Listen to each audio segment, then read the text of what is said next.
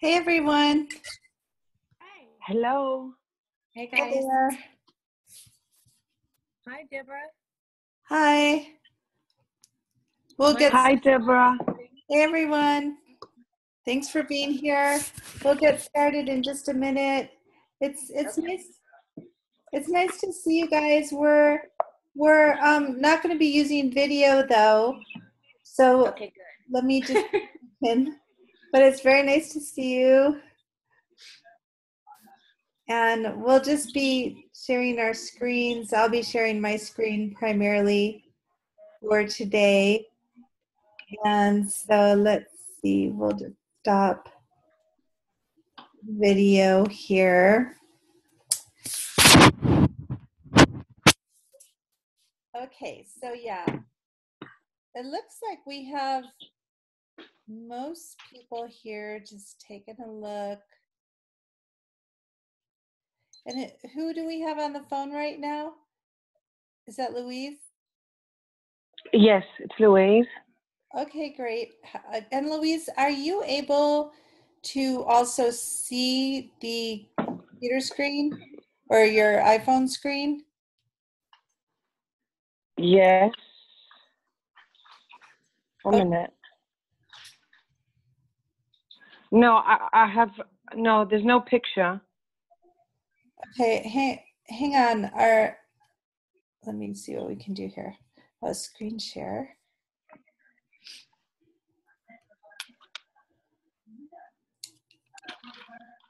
Okay, and Louise, how about now? I'm trying to determine if you're just on the phone or if you also have access to seeing your screen. I've used the phone. I use the phone option. So this is Louise. Yes, but are you using the iPhone, your iPhone? Yes, I am. And then are you also able to see what's happening right now on the screen? No. Because we're going to need you to be able to see the computer screen. And there's a way to do it where you can see, even if you're using an iPhone or an iPad, you could still be watching what's happening on the screen. Is there some button, some icon I can press? She may need to download Zoom, Deborah. You know, there's actual Zoom link that you sent in the email. She may actually need to go to that link and download. I did, but I had a problem with that. I emailed Deborah yesterday that I've got a problem downloading it. Okay. Do you want to try? That's why I chose the phone option. Well, and that's fine. It's just that you may miss things if you're just on the phone. So also when you were trying, the class wasn't started. So you may want to just take a few minutes right now and, no problem. It usually takes a couple people a few minutes to get things figured out. If you want to see if you can go in and use the other link options. I'm trying it again. I'm trying Zoom. And you might even need to hang up and then try it with it being hung up. I'm not sure.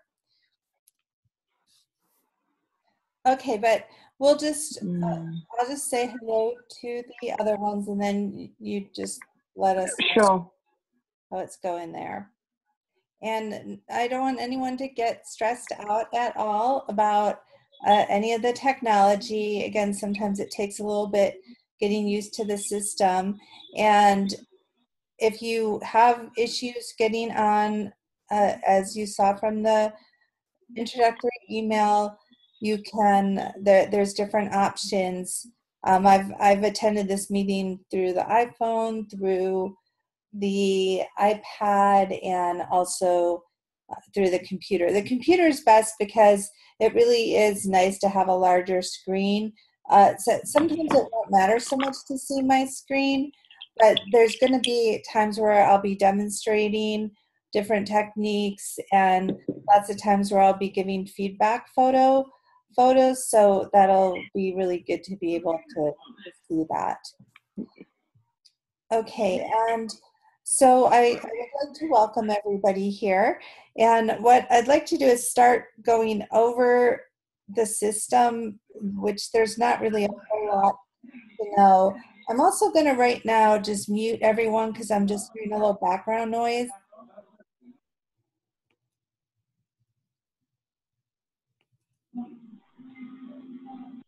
Okay, and so one of the things, let's just go over the system and get that over with. This will be the most boring part of class here, is talking about the technical aspects, but there's no way to avoid that.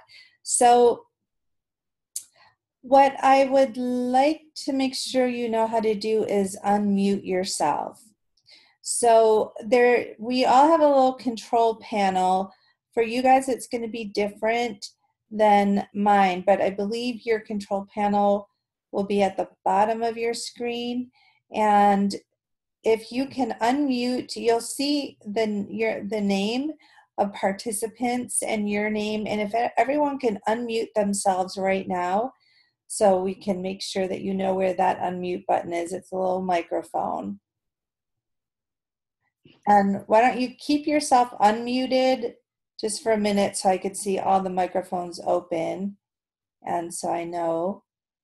Now, I believe if you're good, so I see Natalie is unmuted, Kristen's unmuted, Darcy's unmuted. Lila, why don't you unmute yourself again? Okay, great. And then Louise, I'm going to unmute you because the other thing is if you're just on the phone, then I won't be able to unmute you.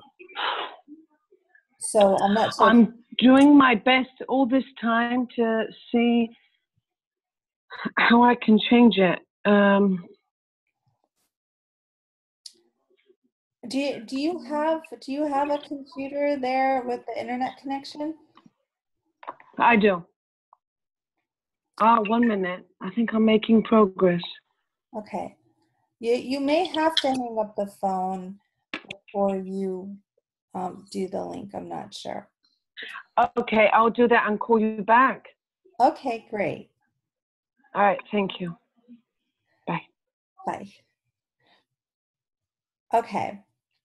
So then also there's a feature where you can raise your hand. And why doesn't everyone click on raise your hand if you see that on the control panel? I see Kristen just raised her hand and Natalie did. And if anyone can't find any of these features, you're unmuted or unmute yourself and just speak up. And okay, good. I see Lila did, and then Darcy, you should know. Actually, on this one, I don't. For me, I just see like invite participants, share screen, chat, and record on my Mac.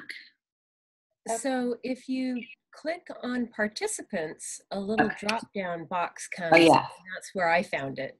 Okay, cool. Nope, I still don't see it. I just see mute or rename. I don't have a hand there. You know what? There's a drop. If you see, do you see more? So mute and then more next to your name? No, I just see mute, rename, and I don't have a little hand next to me. Oh, okay. Where I see a hand next to everyone else, though. And next to your name, there's not a more button. No, I just have mute, rename. Let me see if I just click on my name. No, I just have the same. Oh. There's no three dots next to your name when you click on your name? No. Huh. It's not like even when I facilitate a class, I don't see any of that. It just has, you know, where the mute or the video. Okay. All right. Wait, actually, hold on. At the bottom, I see raise hand. There we go. Okay, no problem. I found it. It's a little more obscure on a Mac. Yeah. So okay, I see it now. So Okay, great. do you see? Okay. Yeah, And then why doesn't everyone click and unraise your hand?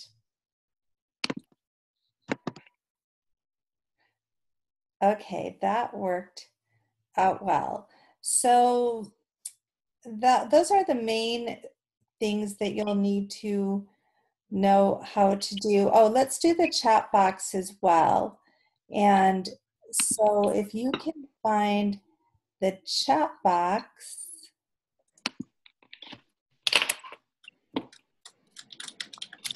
and then in the chat box, just click hello. And is anyone having trouble finding the chat box? I see hello from Natalie, Kristen, Lila, Darcy. Okay, great. So now we know where that is, and feel free to type in the chat box. A lot of times I will not, if I'm in the middle of talking, I may not see what you're putting into the chat box, but feel free to put things in there or draw it to my attention that you or someone else put something in the chat box, especially if for some reason your microphone isn't working and you're unable to communicate, then move to chat and you can say, my microphone isn't working, and then the other people in class feel free to draw that to everyone's attention if you see that someone's put something in the chat box and that needs to be communicated to the rest of the group. So we can help each other out in that way. And so those are the three main features. And then I will be sharing my screen. And so right now I should have my screen share up. And occasionally, and I'll just double check here.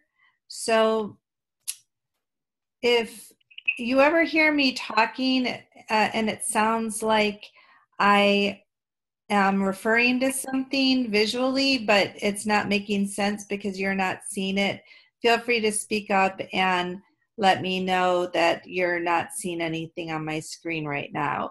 That doesn't happen a lot, but it can happen occasionally that I think you can see my screen, but I forgot to click the button over.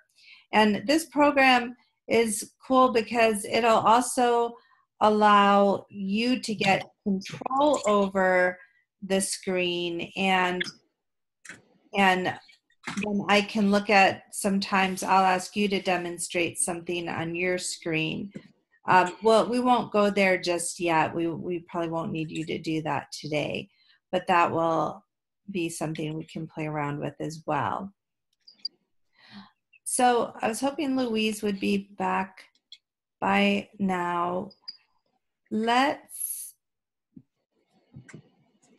We'll give her a minute. Why don't we go into a little bit of introductions before we really get started with our opening discussion. So what our agenda for today will be, we'll do some introductions. Myself and you guys can introduce yourselves. And then after that, I'll do a little bit of a lecture. I'm back. Oh, excellent.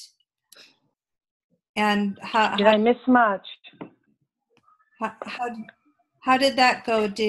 Are you able? It didn't go well. No, it didn't go well. So just for today, I'm gonna have to I'm gonna have to use the phone. Okay, that's fine. So then you can listen, and then hopefully you can get a good internet connection for your next, or whatever you need to do for your computer for next week. And then I'll be okay. The only thing you just missed was I went over the controls, which won't really even apply if you're not seeing the screen. So I'll make sure next week that I go back over those when you call in. Okay, thank you. Okay, so I'm just gonna,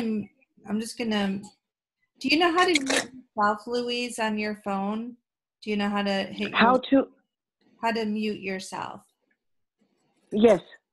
Okay, so I'll just ask everybody to put themselves on mute if they're not talking. So in general, just get used to having your self-muted. And then when you want to speak up, you can all unmute yourself whenever you would like. So I was starting to say the agenda for today will be, we'll do introductions, and then I'll give you a brief overview of the class. I'll then go into a bit of a lecture, and then we'll go into our practice for today. Every week we're going to definitely have lots of practice, and most of the time more practice than talking. So for introductions, I'll just start off introducing myself first, and then we'll move to all of you. Hopefully you can already tell that this is going to be an interactive class, and so your participation will be very much appreciated and very valuable to contributing where we go with the class as a whole. And so just a few words about myself. Most of you are already familiar with me, but I've been involved in remote viewing for a number of years now. I would say really, well, I've been involved in psychic work heavily for 25 years. And then the aspect of remote viewing, and I'll be going in very, very early on in my lecture today about the differences between different types of psychic modalities.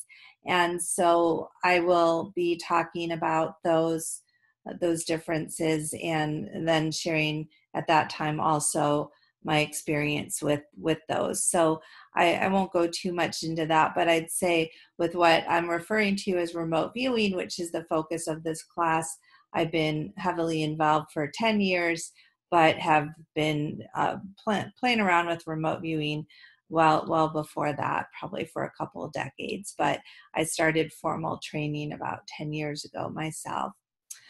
And at that point, I was already teaching clairvoyant reading and healing modalities before that. So then I also do professional readings for people and remote viewing sessions. And I've been very heavily involved in remote viewing research, the research end of things as well. And I'll be bringing into this class definitely aspects of what myself and other people have learned over the years from about remote viewing. So additionally, I first got involved in all of this, well, just any kind of psychic phenomenon, any topics related to psychic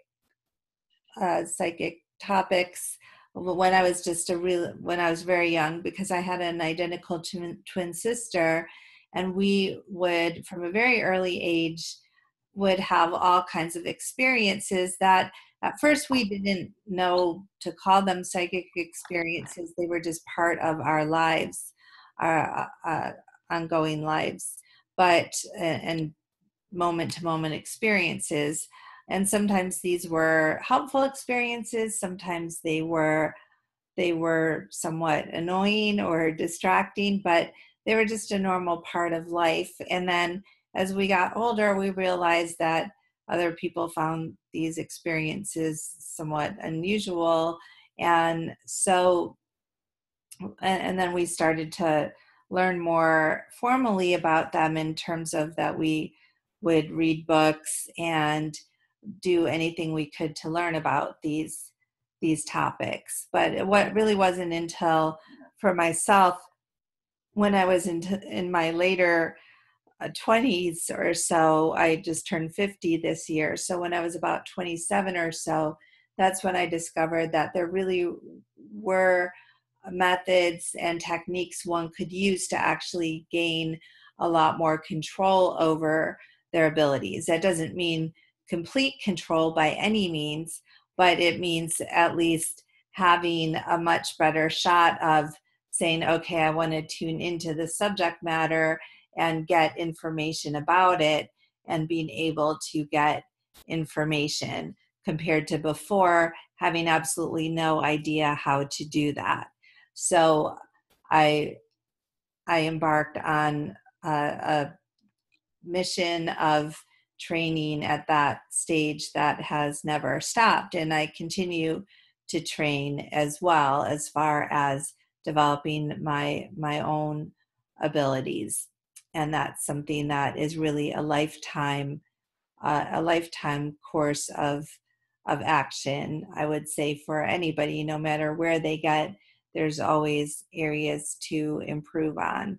And I don't know any psychic, as far as no matter what modality they're doing, that is really ultimately where they would like to be. They always want to improve and could use improvement in different areas. So that's what this is really about. And for me, I have trained with many different clairvoyant teachers, remote viewing teachers, healers all over the world, and will, I'm sure, continue to throughout the rest of my life.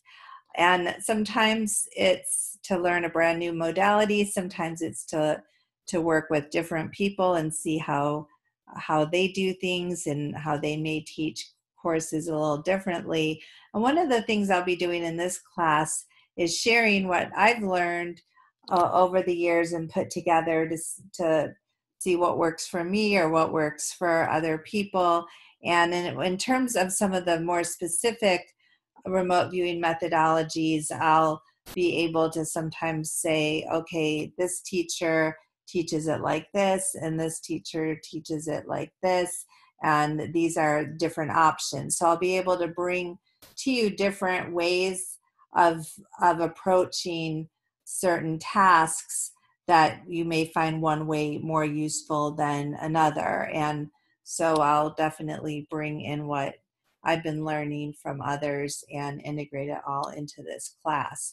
I really see this class as a hodgepodge of approaches, techniques, subject matters, as far as there's a wide range of subjects that we can use our remote viewing skills on, and we'll talk about more of that as we go along. But I'll just stick to talking about myself here first before I go into the class. We'll do that after you guys introduce yourselves. So just a little bit more about me. Sometimes it's a little confusing to people as far as understanding where I am actually located, which really the only thing that's relevant as far as time zones. Right now I'm in California, and I will be in California most likely through most of or all of our class. I'm finishing up a PhD program at the University of West Georgia, where I'm going for a PhD in psychology. And so I was in Georgia for 2 years, but we've been in California for about 15 years. And so I had left California to go to Georgia, and then I came back.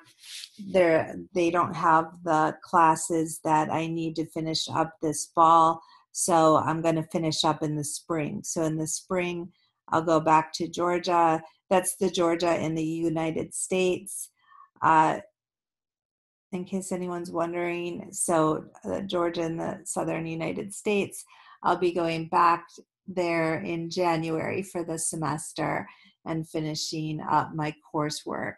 So I'm very happy to be taking this semester off, and that means I can focus more on remote viewing and fun things like that.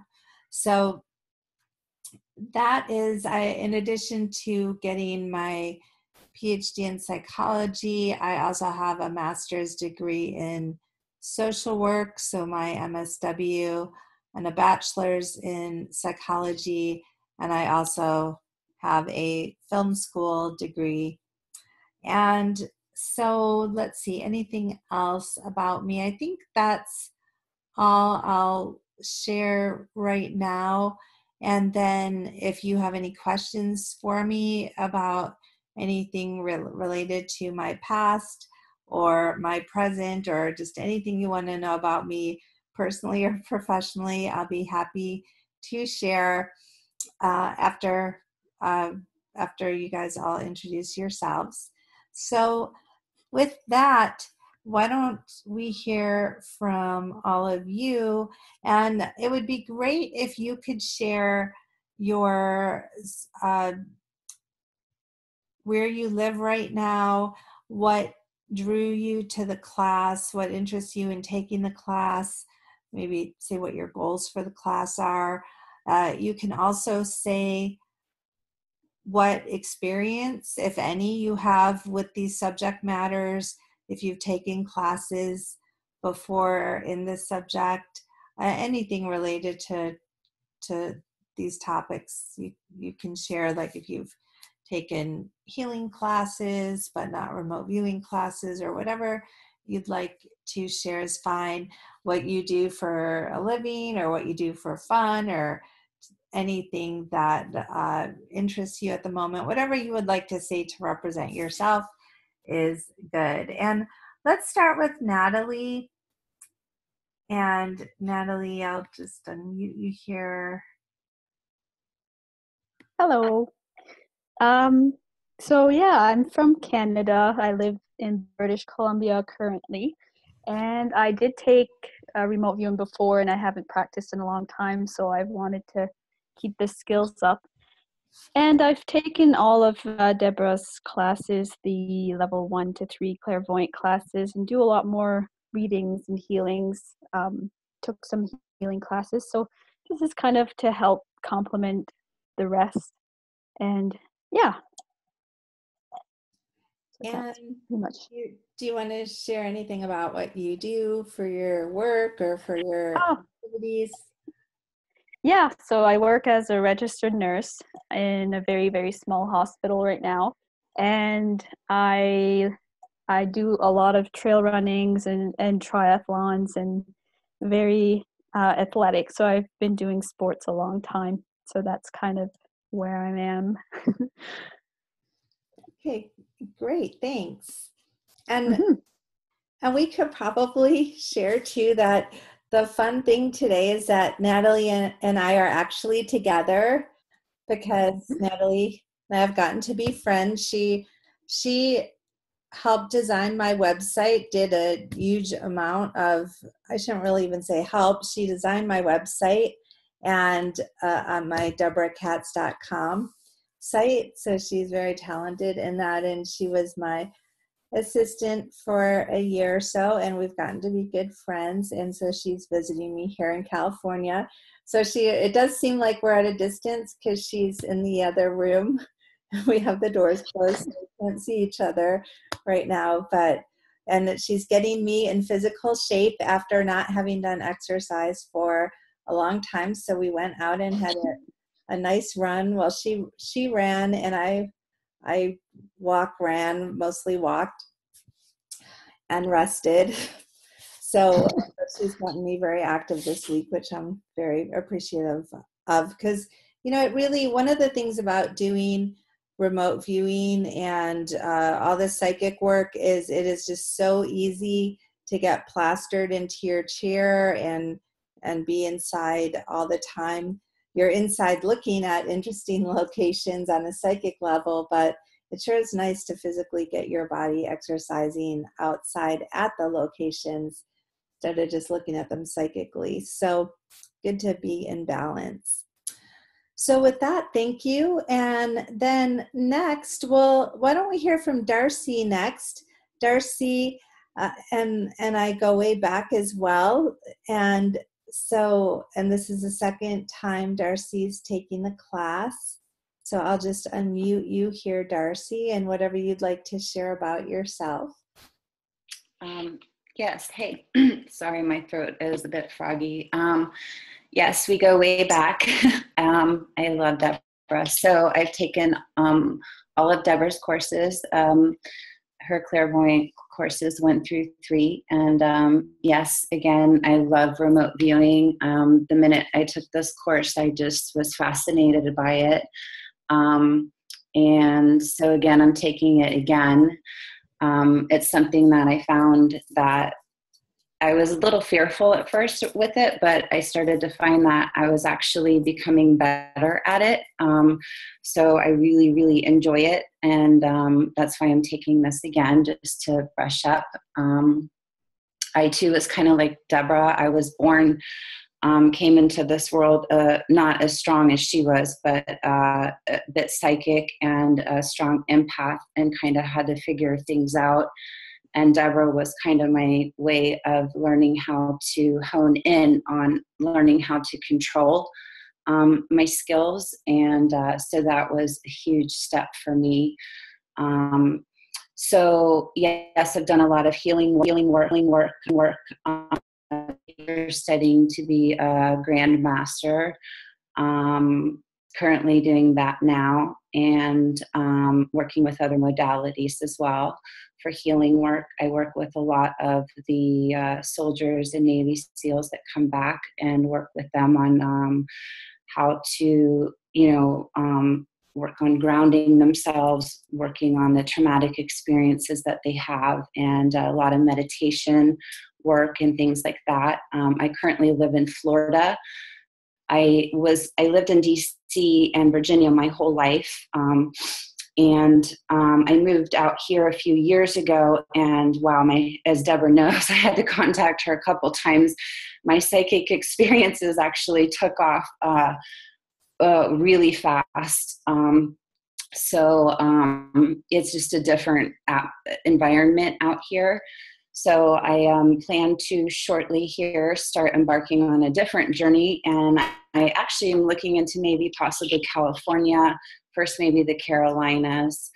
But yeah, right now my goal is just to help others with, helping them better their lives, feeling better about, where they're at, and working on, healing themselves. And I do get contacted a lot for a remote viewing session or remote viewing to help usually find objects. And surprisingly, I'd find them. I don't really have a problem with it. So another reason why I wanted to take this course, just to brush up. I'm trying to think of what else you asked us to say. I do try to stay grounded a lot. I have a lot of issues with becoming ungrounded because there's just so much sand here. Let me think of what else you asked. I have worked with different modalities, different teachers, different healers. But again, I kind of keep getting drawn back to Deborah and her style of teaching, and just her essence. I guess that's kind of about all that I have to say for right now. So thank you.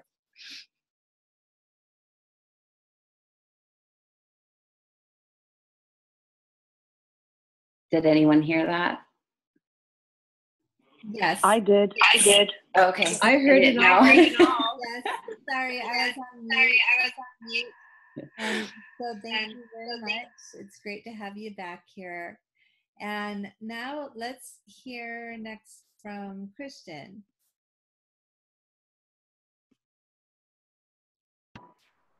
Hi.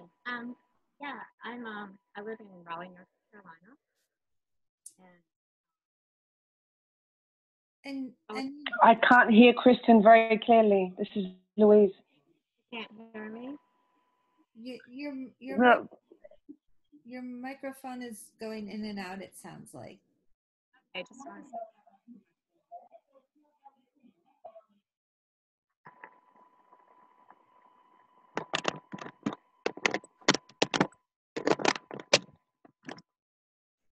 Is this any better? Say something else. You still can't hear me? Hello? Yes. Why don't you talk a little bit more, and we'll let you know. Should I type it? Do it the chat box? No, you're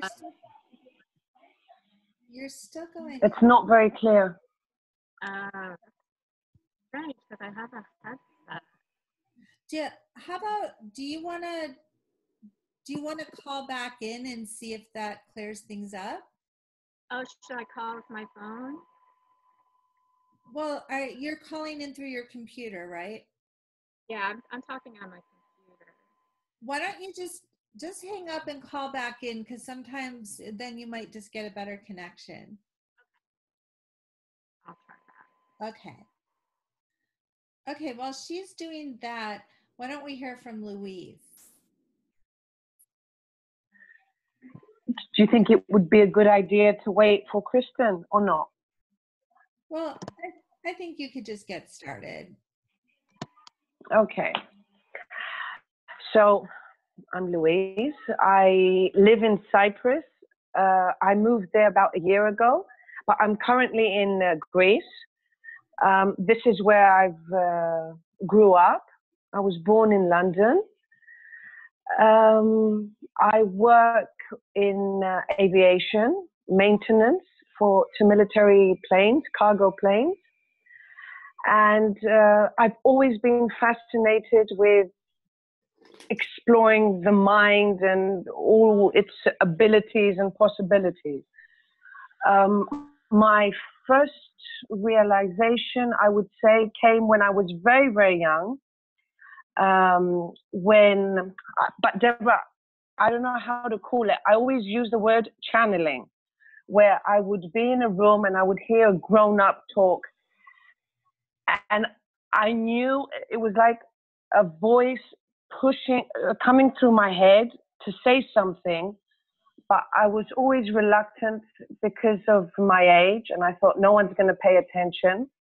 But the older I got, I used that voice that was coming through my head, and it was never BS. I never knew what was going to come out, and it was very powerful. It would help people.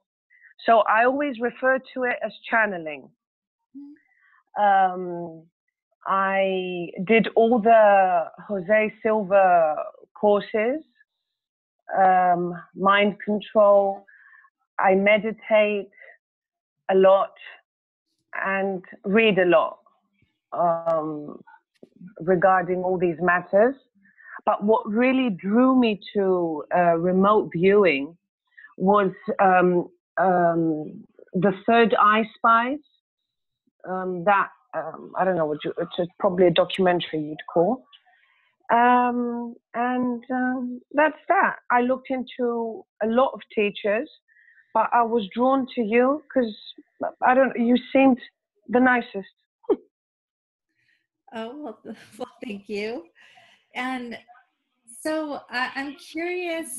I've always intended to do the Silva mind control courses, but never got around to it. How did you find those? The old teachers were very, very good. And I was very fortunate to have met one of the top teachers who was also our parish priest, who was a Franciscan monk, Father Justin Bellis. And all these people were amazing. They were very influential, and I think they conveyed the method perfectly. The more I follow up on the newer generation of lecturers or teachers or whatever you want to call them, they come across very commercialized. It's all marketing, and I'm not too sure. And I say that because I attended a few courses here and there in different locations in Europe, and nothing stood out about them. It was, in fact, in one course here in Greece, I walked out because it was a waste of time for me. Oh no. Well, that's good to hear. I'm just pulling up on the screen so the other people know what we're talking about. If you haven't heard of it, this is the mind control method, which it's really been around since the 60s, I believe. And it first came out with the book, The Silva Mind Control Method. And I know that Jose Silva, he really tried hard to get the attention of researchers and parapsychologists. And it's in a way it was really unfair because he was so commercialized, they were very skeptical, and they didn't really like him promoting. They invited him into the research lab, but then he said that he would only go and show his methods in the laboratory if he had more control over the design, and which I think is completely a fair request.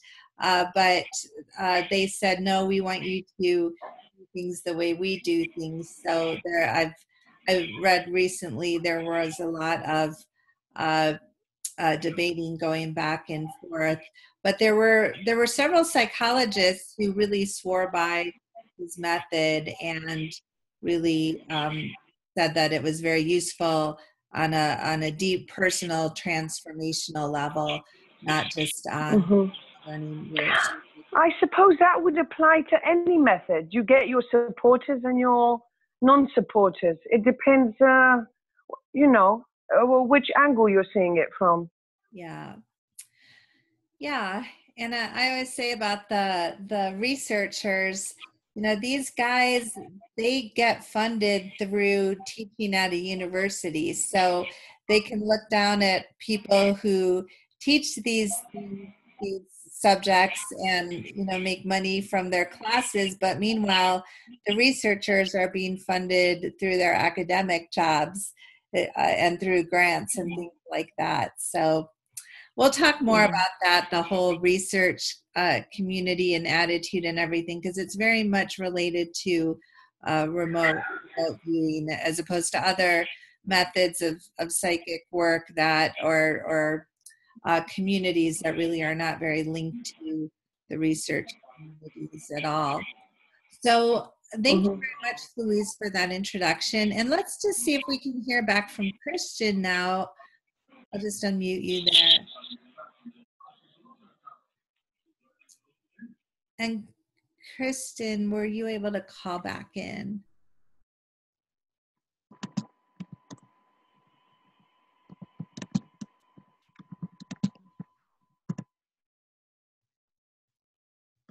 Okay, so you'll try.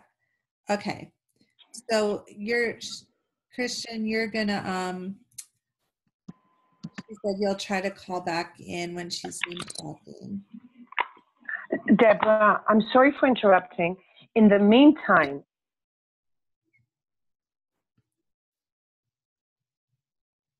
go ahead, Louise. This is Louise.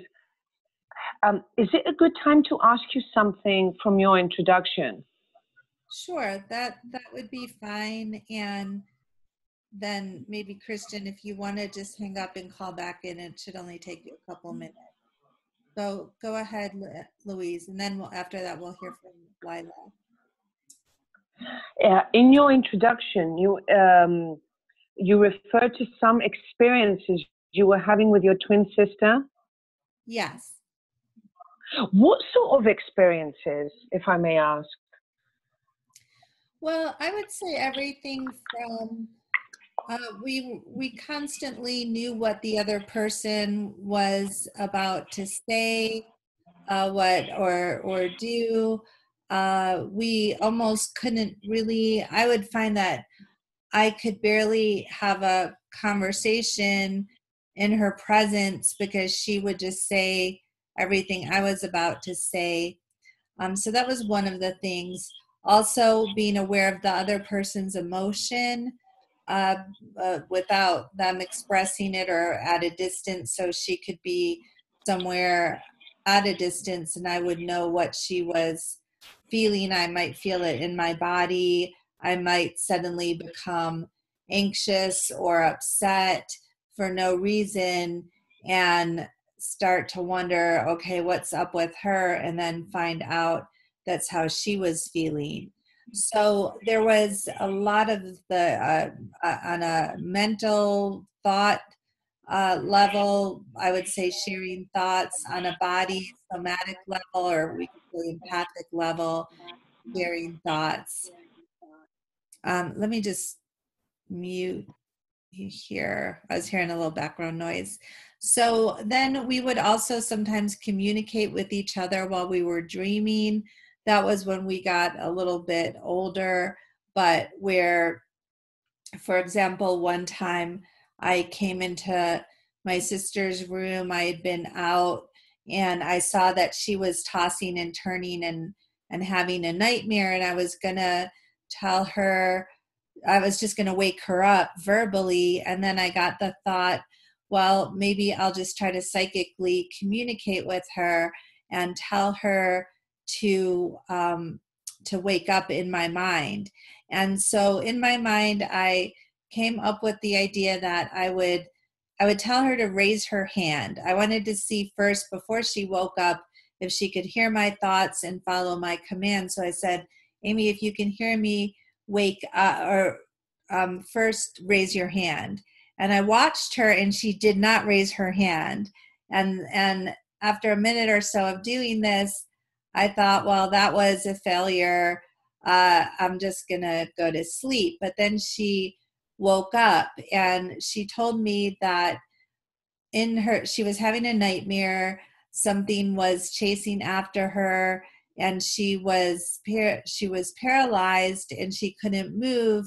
And suddenly I walked into the room and told her to raise her hand, and I told her that if she raised her hand, she would be able to wake up from the dream. And then she did that, and she woke up. So that taught me a couple of things. One, that she could hear me telepathically, and two, that these things work in unexpected ways. So she didn't actually physically lift her hand, but she lifted her hand in the context of the dream. And if she hadn't told me she did that, and she told me this before I told her that I had done any kind of informal telepathy experiment there. So if she hadn't spoken up about it, I wouldn't have even known that I had gotten through to her telepathically. So there were experiences like that. There was also where we would see a figure, and we didn't know this at first. We were both seeing it, but I used to see a figure, an outline of a man standing in my parents' bedroom many mornings when I would wake up. And I learned later that she was also seeing the same figure as well. So lots of things like that. So thank you for that question, Louise. And now let's see, Christian, can we hear from you now? Hello? Yes. Yes. You can hear me? This is good? Yes. You sound great. Okay. Yeah, I'm Kristen. I'm living in Raleigh, North Carolina. This is all completely new to me. So it's just a big adventure that I'm excited about. I kind of feel like I've taken a seed out of a completely blank packet. I have no idea what it is. I just planted, and I'm just going to kind of watch it unfold. I'm a massage therapist, and I guess that's about it. Okay, great. I love your analogy. And where did you say you're living right now? Raleigh, North Carolina. Oh, okay. Great. So you're not that far from Darcy, who's in Florida. All right. And then, do you find, how long have you been a massage therapist? 6 years. Do you feel that sometimes when you're working on people, you're getting intuitive impressions in some way, or feeling what feeling what they're feeling? Yeah, well, or just something like, actually the other day I was massaging someone, and I saw like all these butterflies come onto their back. And then at the very end of the massage, the last thing I uncovered was her left foot, and there was like butterflies tattooed all over her left foot. Oh. so it was kind of, you know, I was like, oh, the butterfly is like your power insect. And, you know, she was like laughing about that and stuff. But she, you know, it was just, you know, we kind of had this conversation about it. But, you know, she had some kind of immune system issue. So her limbs were kind of curling in, or not her limbs, but her like toes. So almost kind of like a chrysalis in a way, like going into a chrysalis like state. Wow, that's pretty cool. And yeah, and she actually had tattoos of butterflies on her. Yeah. So on her foot, yeah. Yeah, so you may have really been getting a clairvoyant image, it seems like, as you were working on her. That's terrific. All right, well, then let's hear from our final person here, Lila. Hi. All very interesting people. Thank you so much for sharing everything. I love learning about people. I love talking to people. And I am not afraid to go up to strangers and just say hi and talk to them if I feel that they are receptive. And I can often tell that. I am an empath. I live my life through my intuition. And I'm 60 years old, and this has caused a lot of my family grief and consternation because they simply just don't trust me, but I trust me, and that's all that matters. So I have been a secretary, a bookkeeper, a nanny, a homemaker. I'm a mom. I've been a waitress. God, I've had so many jobs. Oh, my last one, I am a firefighter as well. I'm retired. And I started as a volunteer, and then I went to work for the Palo Alto Fire Department for 12 years. And then after that, I became a dispatcher for a ladder testing company that would go out and test fire department ladders. So it was a perfect fit for me. And so that being said, I love challenges, and I find remote viewing the ultimate challenge. I love puzzles. I love to figure things out. I am mechanically inclined as well, and this helps a lot. I love to tinker.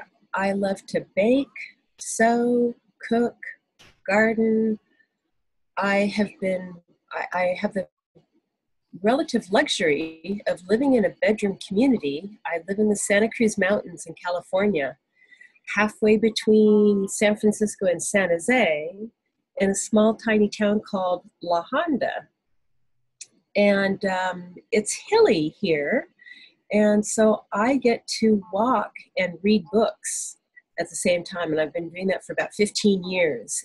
And I almost can't walk without a book in my hand. It's gotten to that point. And I just finished reading 2 of Joe McMoneagle's books. The first one was Mind Trek. I love that book. And the second one I'm reading right now is Secrets of Remote Viewing. And if you don't know Joe McMoneagle, he was viewer #1 for the military. He was in the Army, and he was out at Stanford Research Institute. Thank you for pulling him up. He's just a giant marshmallow inside. He's such a sweetheart, this man. I can't get over it. He's incredible. And so I have been taking remote viewing online course through Marty Rosenblatt, who teaches through Applied Precognition Project. And I've been doing it for a little over a year. I have improved, however, not quickly enough. I'm at around 53%, and I want to get up to a minimum, at least a 65%, so that I can be a precog pro. I want to make money off of my precognition. So that's part of why I'm doing this. The other part of why I'm doing it is just because it's fun. It's totally fun for me. I love my hits. I love my misses. I learn from it all. and I can't wait to do another session. I do them about every day because I'm in 6 different RV groups through Marty's program here. Here it is on the screen. And I'm just learning so much about me and about other people and about spirituality, about life, what it is, what we can do with it, how I create everything that goes on. And I am literally changing myself, growing as I go along. I fell into a couple of depressions in the past recently while doing research into government conspiracies. Because I am a firefighter, I have a lot of knowledge in that area. And so anyway, I became very upset, very angry at the things that I was finding out. It took me down deep into a rabbit hole. I lost a lot of friends because of my anger, because of not knowing what to do with all this energy that I had surrounding these things. And finally, I found Dr. Joe Dispenza, who taught me how to interrupt my negative train of thought. That one piece of information probably saved my life. So I'm on the process of becoming a more spiritual person, becoming more positive,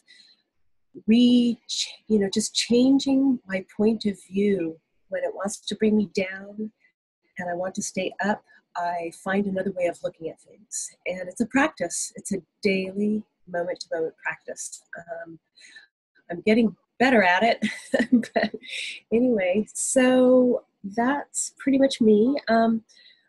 I share my 14-year-old dog with my ex-husband. We have a relationship now that's very friendly toward each other, and I'm very grateful for that. And I'm able to show our small bedroom community where I've lived for 27 years that divorce does not always have to be ugly, as we often see. And it's quite shocking to most people because all our friends went kind of with my ex-husband, since I'm the one who left the relationship. And that's fine. That's okay. I learned a lot about them through that and about myself. So I love to exercise. I love to eat.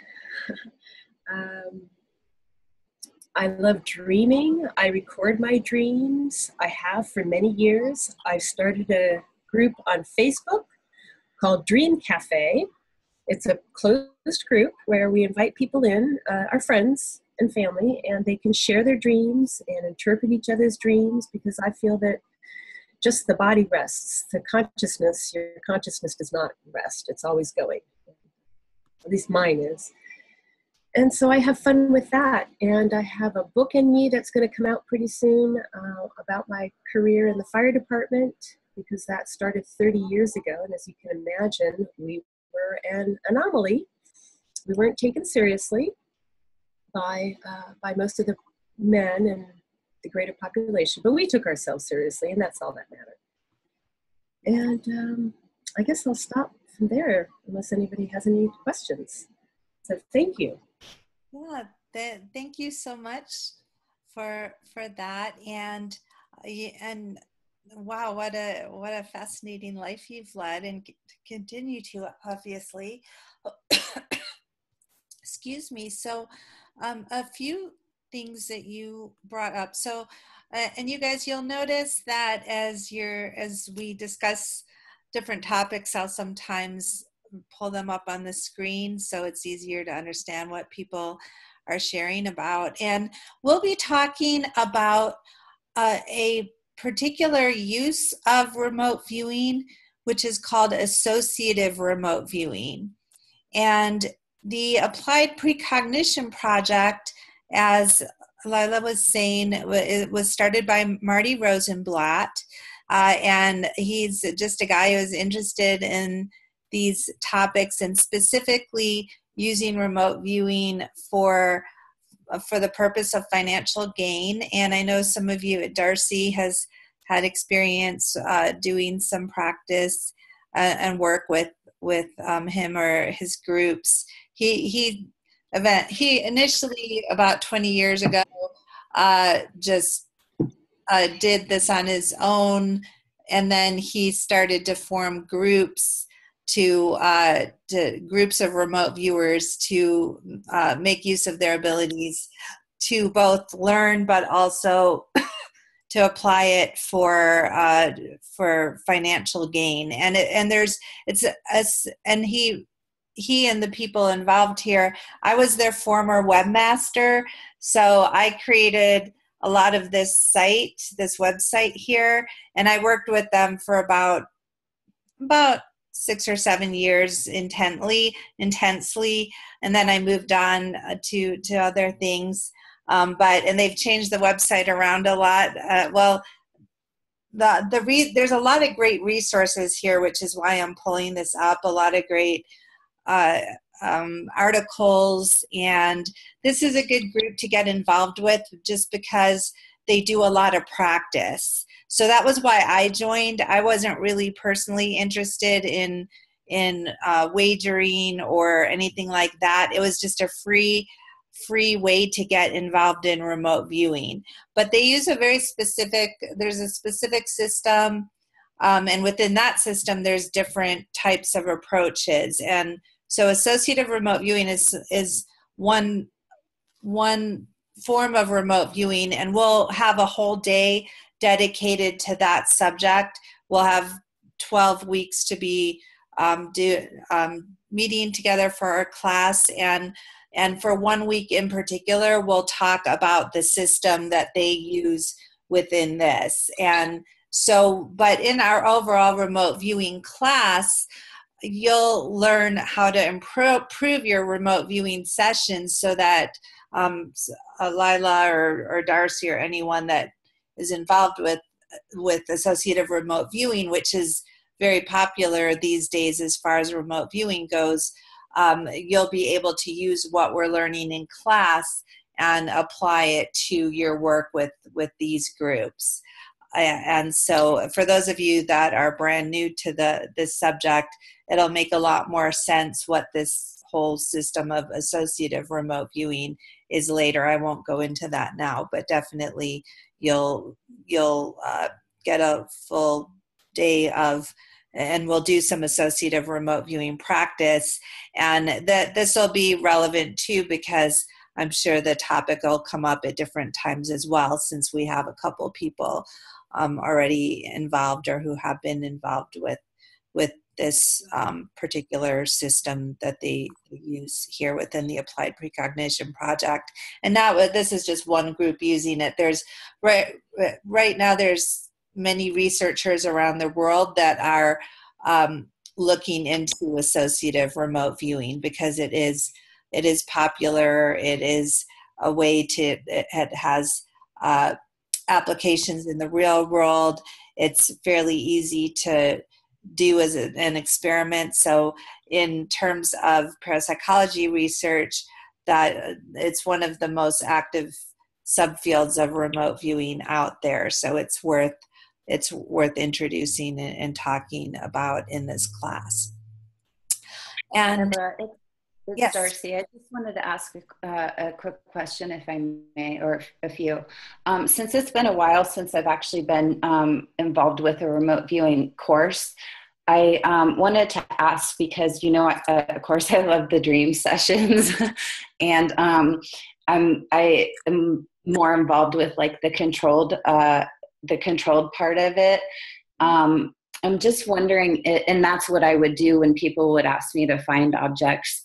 Is kind of like riding a bike? Is it as easy to get back on it or back into it, since I haven't been as involved in it as I would like to be, as I used to be? Will it come back to me as quickly as it used to, especially like the dream sessions and all of the other aspects of it?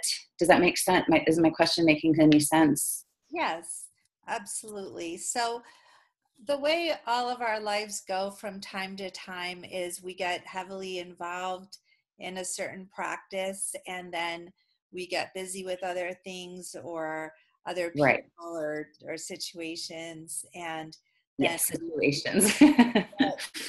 We got out of it for a while, and yes, it's you'll be able to go right back into it, and with all of it, it's practice, and so it is possible to get rusty, and it might take a little bit to feel like you're back in the groove again, but not a whole lot, and you'll feel much more into it than even when you first started, because you've already got such a foundation. And so I know many people, and including myself, there's the ebb and flow of whether with remote viewing, clairvoyant reading, healing work, and it takes a little bit of concentration, but then you'll find it coming back. And the same thing with dreaming. You could go for, the more you put your attention on any of these things, the more they come about. So Darcy, as you know, with the dreaming, both in terms of just simply remembering dreams, or with using dreaming to be able to describe a specific photograph or something in the future, it just takes concentrating on that again, setting your intention and paying attention, but first paying attention to your dreams, but then also giving yourself very specific dream tasks. And we'll be doing that as well. So, because I love dreaming future feedback photos, and I know people really enjoy that as part of this class. I've taught this class sometimes where I didn't incorporate the dreaming, but people really enjoy it, and it is so useful. So we'll definitely do that as well. And what I'll probably do in a few classes from now is spend some time focusing on it, and then we'll set that up as some homework assignments as well to get into that. Good. Okay, thank you.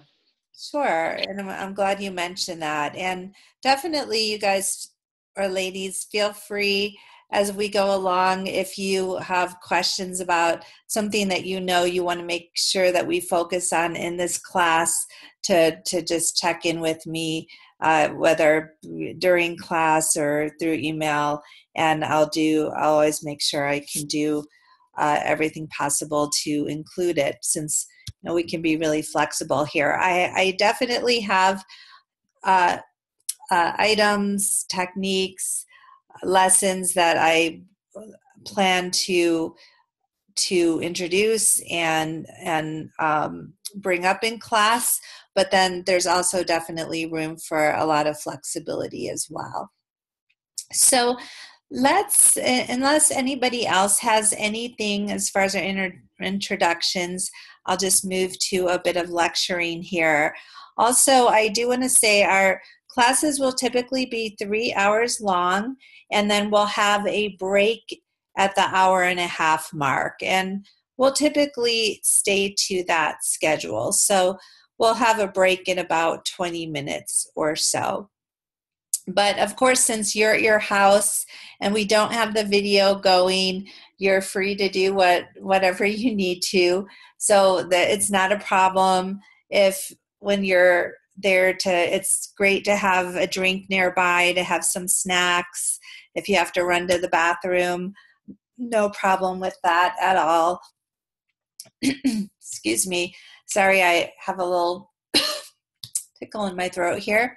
So the other thing I like to say to my students, this isn't so much usually a question in my remote viewing classes, but in my clairvoyant reading classes, a lot of times, which have to do more with reading people, really primarily my clairvoyant reading classes are about reading people, as opposed to in this class, we're going to be talking about using our psychic abilities to describe locations, objects, events, activities, photographs.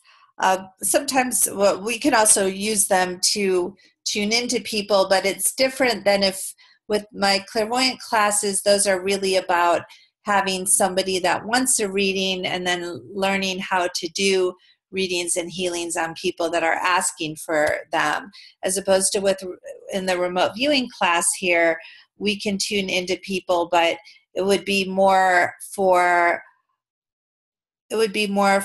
investigation purposes, or it may be where we're describing a location and there happens to be a person there, and then learning how to work with the person to get more information about what's going on at the location or within the scene. So we'll be talking about all that in great detail. But so oftentimes my students wonder if I'm psychically tuning into them during class. And because especially those that haven't worked with me before or psychic teachers, they may be thinking, well, the teacher is reading them during class. And I just want to assure all of you that I'm never intentionally doing that. I'm not, and I don't do that at any time, try to tune into people unless they've asked for a reading. Now, try is the key word, because there's definitely going to be times, and I think this is true with any teacher, that, and particularly ones that are teaching psychic classes, is there's going to be times where subconsciously we may be tuning into a question or a desire or an issue, or tuning into where the student's attention is, having a sense if the attention overall is there or not. But it's not that I'm purposely tuning into any one of you individually and trying to read you. So just know that. And if it seems like I'm ever doing that, just know that if I am doing that, it's on a subconscious level, meaning I don't realize I'm doing that. I'm not trying to do that. It can, and I would say, I think of it like as a teacher having my antennas up, my psychic antennas up. And so, and a part of me is perhaps subconsciously tuning into the group as a whole. So if several people they're needing a break, I might tune into that. Or if several people are starting to get bored of what I'm talking about and want to change to something else, I might tune into that. Or if several people have a question, or let's say more than one, I might tune into that. So that's all that's going on here. But don't worry about me. If you're sitting there eating something or doing something other than paying attention to class, for the most part, I'm not going to be aware of that. So don't worry about that. But I would really highly recommend that you do your best to set aside distractions in this class. You'll definitely get a lot more out of it if you're not checking your emails, if you're not multitasking. But of course, that's totally up to you. Now, in my other class, in my clairvoyant class, we spend a lot more time in meditations and doing self-healing exercises. And for those, I really make it pretty mandatory that people need to just sit in meditation. For this, it's a little different because I'm not, I look at this class as, even though it's very much about self-discovery, when I'm lecturing, if you feel like you need to walk around or something like that, I don't have a problem with that. When we're doing the remote viewing sessions, of course, you're going to want to stay focused. But most of what we're doing in this class, even for remote viewing, you're not going to be going into a very deep trance state, with the exception that we will be doing one modality called extended remote viewing, and we'll have a day where we focus on that. And for extended remote viewing, I will take you into a deeper theta state, and that's where I'll have you lay down and go really deep and ask you to handle things a little bit differently. But because we're not going to be going into any really deep states here, I'm not too concerned about if you're listening to me talk and you need to stand up and exercise a little bit, or even you have a little laundry to fold or something like that if, I'm lecturing. But I would say don't be reading emails and texts and stuff like that, because you'll just start to lose track of what I'm saying, if at all possible. Okay, with that, then I'd like to start off first saying what are the uses for remote viewing, and because that's oftentimes a question people ask.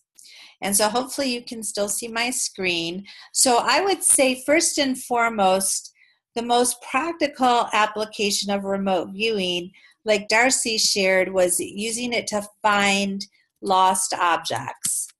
Finding lost objects, your car keys, your wallet, anything that you or anyone else has lost.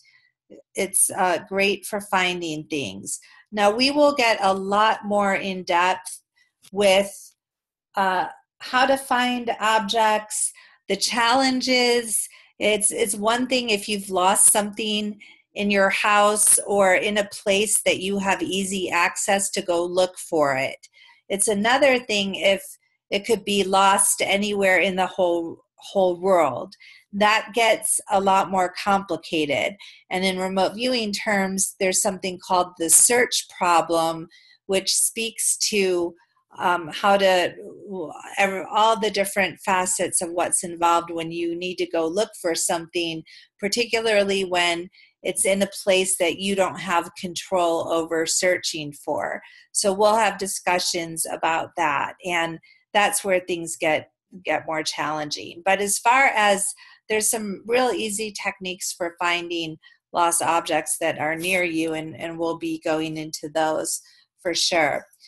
Finding missing people and animals, I would say that's also very helpful. And so whether you're looking for somebody that you know, or helping investigators or other groups that are looking for people for investigative purposes, it's good for that.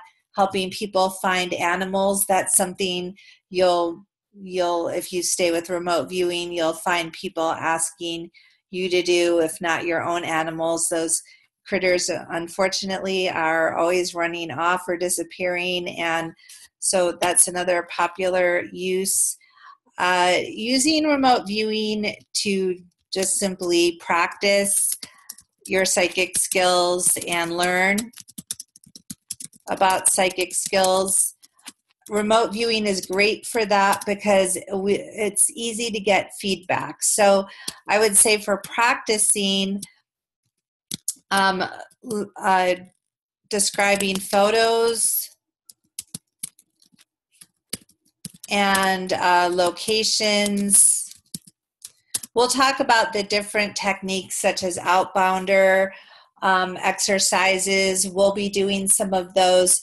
That's a term. I'll explain the origins of that, but basically it's sending somebody out to a location and then describing what's around that location and what that person might be observing.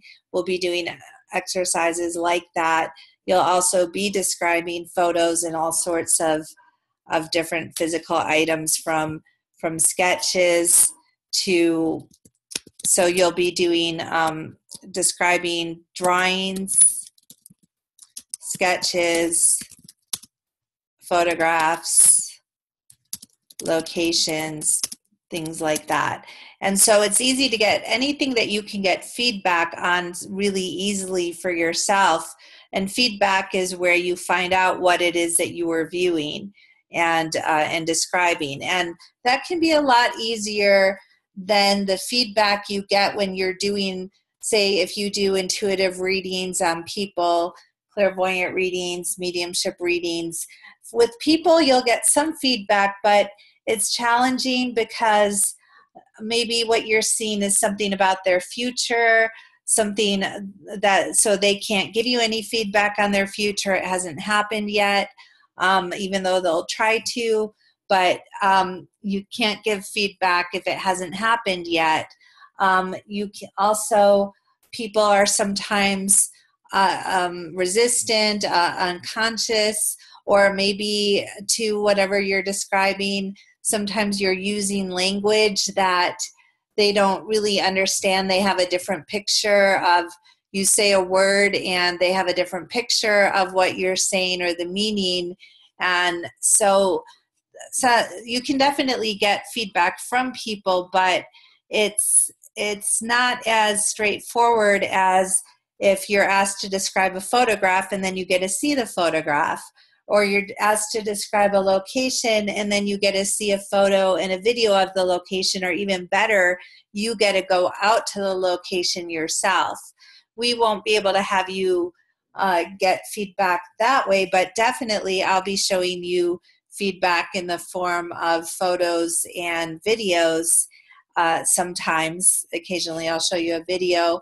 And so then you get to really learn from your feedback. You get to learn about what you got right and what worked, and you get to learn about what you got wrong, and how to make adjustments so you can do better the next time. And so that's another thing, just simply practicing one's psychic abilities. Remote viewing is very good for. Remote viewing is good for let me stick this in here, for research purposes, and that's related to the feedback. It's easier to judge and analyze what remote viewers are describing for a photograph or a sketch than it is for psychics doing for psychics doing readings on other people. So even for myself, even though I have lots and lots of experience with reading people, teaching that, and respect for that practice, if I'm going to design an experiment, I'm going to use remote viewing. I'm going to use photos, or at least real tangible items, because of the feedback, because someone's going to oftentimes have to judge the progress, and it's much easier to judge the work of remote viewers than it is of clairvoyant readers and mediums and things like that. Not that it hasn't been done. It has, and there's been some great studies recently done by an organization called the Windbridge Foundation. I'll just pull them up since I'm pulling things up as I talk about it. They, if you're interested in mediumship and research, the Windbridge Research Center has been doing some great work with mediums, and they're one of the few organizations, and really even researchers in the whole world, that are looking at mediums in terms of having mediums do mediumship readings on other people. So there's researchers over the centuries that have definitely studied individual mediums, particularly those that do what's called physical mediumship, bringing about physical phenomenon such as furniture flying around, lights appearing, apparitions appearing, or just getting some input. But there's not a whole lot that have really done research on mediums reading other people, and the Windbridge Research Foundation have. But that research is really hard to do. It's way easier to do research of people describing photographs and things like that. So, and we'll get into the history of remote viewing just very briefly here after our break, and you'll understand why I'm already talking so much about research. Remote viewing was really essentially born within a remote, at least as I'm going to be using the words remote viewing. It was really born within a research environment. And so that's why you'll be hearing a lot about research and studies and things like that as we go through this course. way more than I would usually in my clairvoyant reading and healing courses. I don't even bring up the subject of research. Those are all really approaching the work from more of a spiritual perspective. In this class, we're really going to approach this more from a research and physical perspective, even though, of course, there could be spiritual elements involved. Okay, so uses for remote viewing. Lila talked about using it for making money. And so remote viewing has been used for stock market predictions. And we could also say for predicting the future. Let's put that in there. Predicting the future. And that would be future outcomes too. So for making money, stock market predictions, sports betting is primarily what it's been used for. Different financial futures, Forex. So as far as what in the future can be predicted, again, is the stock market going to go up or down? Which team is going to win the game? Various sports related, but different types of wagers can be done. As far as predicting the future outcomes could be the next disasters. I've been involved in or spearheaded a couple research projects involving the presidential elections. So predicting who's going to be the next president. So elections, anything that you might want to know about the future, you can use remote viewing for. Also, but I would say most people these days that are involved in remote viewing and making future predictions are making them for the stock market, sports betting, or wanting to know about future disasters, things like that. There's other things you could predict, but right now I'm thinking those are the two major things it's being used for. Business calculations, so we can create another category here for business purposes as well, to see what's going to happen with the business, to understand what's going at different aspects of businesses. It's also being used for. So, oops, go back here.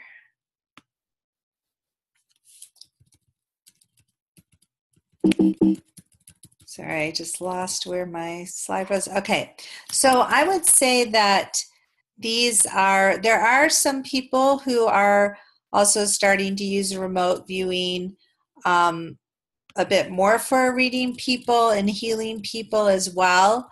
But we're not going to so much get into that. But I think I don't have, overall, I would say solving crime solving. So within crime solving, a huge portion of that would be finding missing people and animals, but crime solving, what happened, where is the weapon, anything you might want to know about crimes. Something else that remote viewing has been used for and continues to be used for, I've been involved in some projects and involving looking for what you could call treasures. So looking for, someone had me looking for where some silver was supposed to be located. So looking for silver, natural resources, archaeological resources. And when we get to that, we'll talk more about that in the future. And I know, Lila, you're familiar with some work in this area, so we can have you tell us a bit about what you know as far as that goes. So we'll get into some of that in the future. But so yeah, looking for anything that you might need to find, and looking for oil fields, gold, things like that. So I would say these are the overall uses. There's probably some others that I haven't come up with, but these would be really ones that I would say people are making use of remote viewing for right now. But really anything that you would want to have information about, you can use it for. All right, does anyone have any questions or comments about my list here, or anything about why you might want to use remote viewing? And if so, just unmute yourself and feel free to speak up.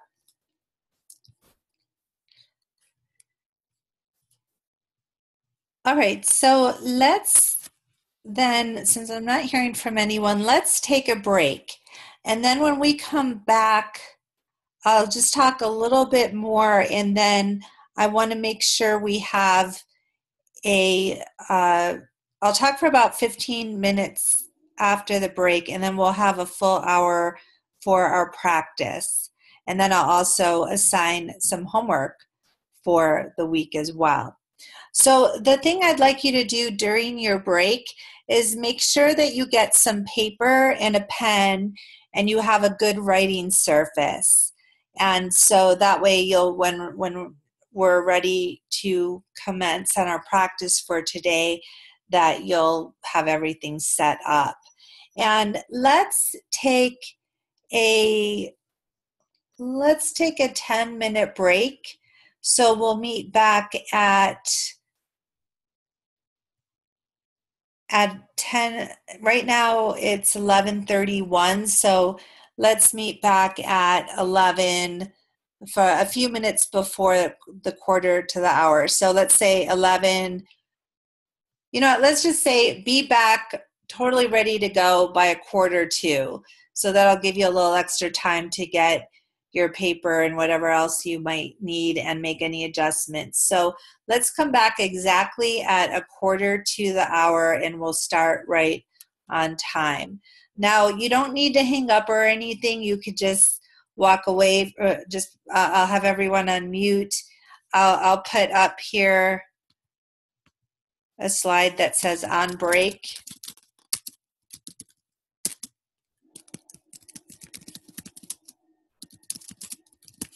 We're all on different time zones, so it's a little tricky, but here it'll be 11:45 California time.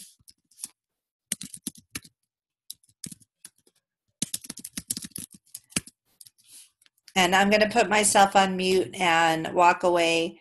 But then feel free, if you think of any questions, we can discuss those when we come back from our break. So have a good break, and definitely recommend you walk around. Try not to sit down during your break, and that'll help you focus more when we come back. Just stretch your legs, get a little exercise. All right, I'll see you after the break.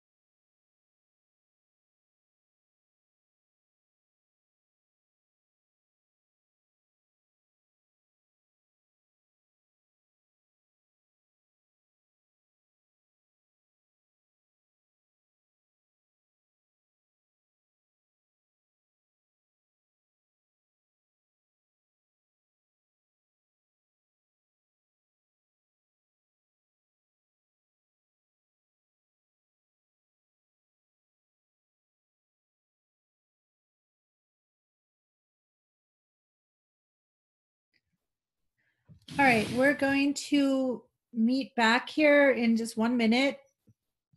We'll get started in just 1 minute.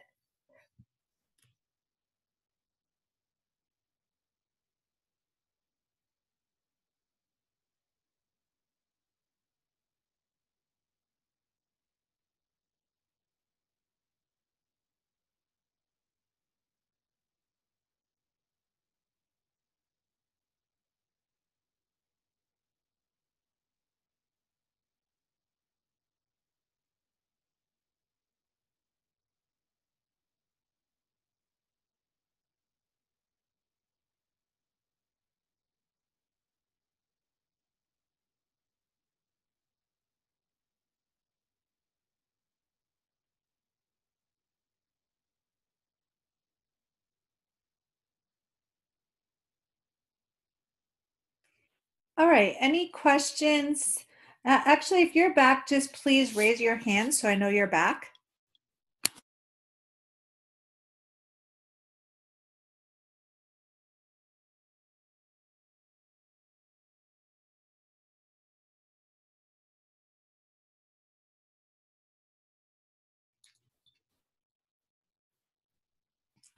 And okay, great. And then you could let your hand come down. Hello? Yes. Deborah. Deborah, Yes. it's Louise. Yes, Louise. I was trying to place a question earlier before the break. Can remote viewing be used for detecting illnesses? Yes. Yes, it definitely can be. I mean, not diagnosing, but at least give the part of the body where there's a problem. Yes, it can be. I would say it can be used for that. There's, for me personally, I tend to use my clairvoyant reading approaches more for the body than I do remote viewing, but there are some remote viewers that will use it for the body as well. So I would say definitely yes. Okay, thank you. Sure. Okay. So let us, and that's something that we can also, if people are interested in, we could spend some time on that as well. You can actually use remote viewing both for diagnosis and also for healing or influencing, and we can spend some time on that too later on in the semester, I would say. I would actually, this is Darcy, I would like it if we could spend just a little time on that later on. That would be a little interesting from a healer perspective. Definitely. We'll work with that then, if that's. Thank you so much. Okay. So just going to the background a bit, just a little bit before we start our practice. Some of you may have seen this slide before. And let me just make sure you can you guys all still see my screen? You're going to have to describe it for me because I haven't got a picture. Okay. And the other thing too, Louise, is that you can, I will describe it. You can also watch the recording, if you want to do that to see the images, but I will also describe. Okay. So I created. Okay, thank you. Sure. So I created this slide to put into perspective all the different areas of what could fall under psi or psychic work or anything related to these topics. And I was conceptualizing it as different communities out there, although there's so much crossover. But my original concept was there tends to be people that hang out in their own well, I conceptualized it as a planet, and the planet would be a social group it would be a community. It would be, and within these planets would be the practices, the approaches, the mindsets, the belief systems, the ways of communicating, sometimes particular language or wording that people use, and then like-minded people being together. And so there's a few main ones here. I would say we've got we could call this planet remote viewing.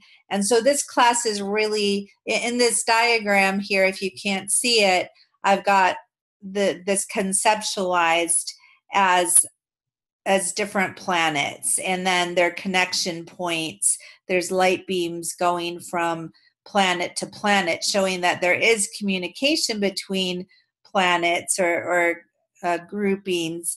But a lot of times, many of the people in them tend to be rather isolated and not even aware of what the other ones are doing. And then you could also think of it in terms of traveling. There are some planetary travelers. So some people spend some time in one planet, one domain, and then they find their way over to a very different one. And sometimes they go back and forth, or sometimes they relocate and then just primarily spend their time in the other domain. And so remote viewing really is one domain, and that's going to be the focus of our class. And then another domain, as I've already been referring to, is clairvoyant reading and healing, which is the other main. That's really where I started. So sometimes I use this slide to introduce myself and say, well, I started on planet clairvoyant reading and healing planet and that whole domain. And that was very different than when I moved over to the remote viewing domain. And now I go back and forth. But again, the wording that's used, the type of people that are involved, the history, the uses, the way the psychic work is set up is very different. Many people in one area or the other are very oblivious to what's going on in the other one. So we can move. Here's another planet I have outlined here on the left. I've called spiritual mediumship, and there are communities of mediums. Now, there's a place in the UK called the Arthur Findlay Institute, and they have been around for probably close to 100 years, if not more. And they practice spiritualistic mediumship, and then they teach it as well. And then from this, there is a certain set of practices and ideas that come from this. And so if you meet people that are very immersed in this realm, they look at the way mediumship is done in a certain way that is different than mediumship is also done in the clairvoyant reading and healing domain. But again, there's different approaches and mindsets towards it. So this is just an example where the work can be similar, but the communities are pretty different sometimes. And those that are within the spiritual mediumship communities, and sometimes they may be physically located, but anyone that's read about them or studied with them, they're gonna they could be in different parts of the world, but they're still connected in through the mindset and maybe an online community or just the way that they practice. And unfortunately, what I really wanted to, well, I think it's unfortunate, and what I'm trying to demonstrate here is how these worlds, they coexist, but oftentimes they're not communicating with each other. And there's much to learn from each one. Now, another world is the world of the parapsychologists. And there's definitely a connection between remote viewing and parapsychology, because parapsychology studies remote viewing, but they also study really many other subjects as well, psychic related subjects, but parapsychologists tend to not associate with practitioners. And so most psychic researchers, which is another word for parapsychologists, the formal ones, at least, and when I speak of parapsychologists, I'm talking about they're usually academic researchers that are studying psychic phenomenon. And they may study mediumship, or they may study remote viewing or dreaming or healing. But for the most part, their interactions with those who actually practice in an applied sense, they're very disconnected from them. They may not even personally know very many of us. And I was just at the Parapsychology Association conference. Lila was there as well. And I have a friend who's a longtime parapsychologist. He goes way back, and he was saying, wow, I've never seen, he said, I met 5 mediums so far this weekend, and I've never met so many mediums in one place before. He was really amazed that so many were present at their conference. And I said, oh my God, the 5 is the most you've ever encountered within a couple-day period. That's really sad for someone who studies these things.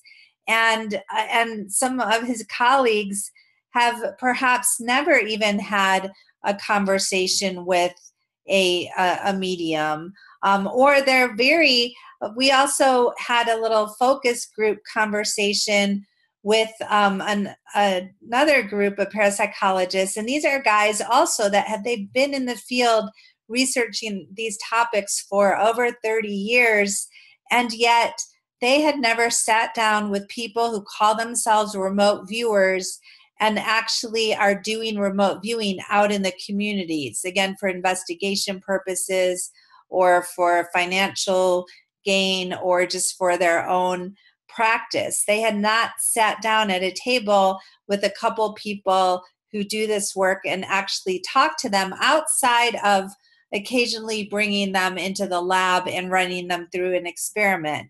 So there's a huge disconnect between them, and the language they use, parapsychologists are going to not use the term psychic,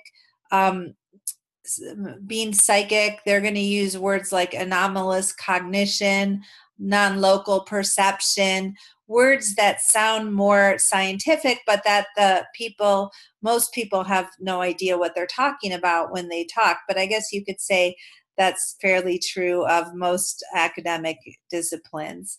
So outside of the psychic realm. Okay, so any comments about what I'm exhibiting here, or questions? The other reason why I want to show this is because one of the things that's important, I feel is important, and so do those that have been doing remote viewing, is to understand that the term remote viewing comes from a specific discipline, background, lineage. So we're using the term in a specific sense. Now, within the specific sense, there's different forms of remote viewing, but we're not using the term, and I'll just pull up hang on one second here. And if anyone wants to say anything, just unmute yourself and speak up. But hang on one second. I want to just write this out here. So remote viewing is a protocol. It's a design. It's a general, it's a methodology. It's a system. And that's what and it comes from a particular historical background.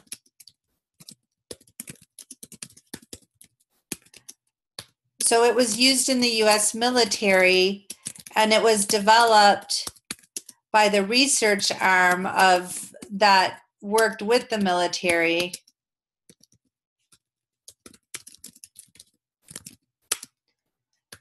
And so it was developed with mainly, not exclusively, but the main people that were developing it were working within what was referred to as the Stanford Research Institute, or SRI.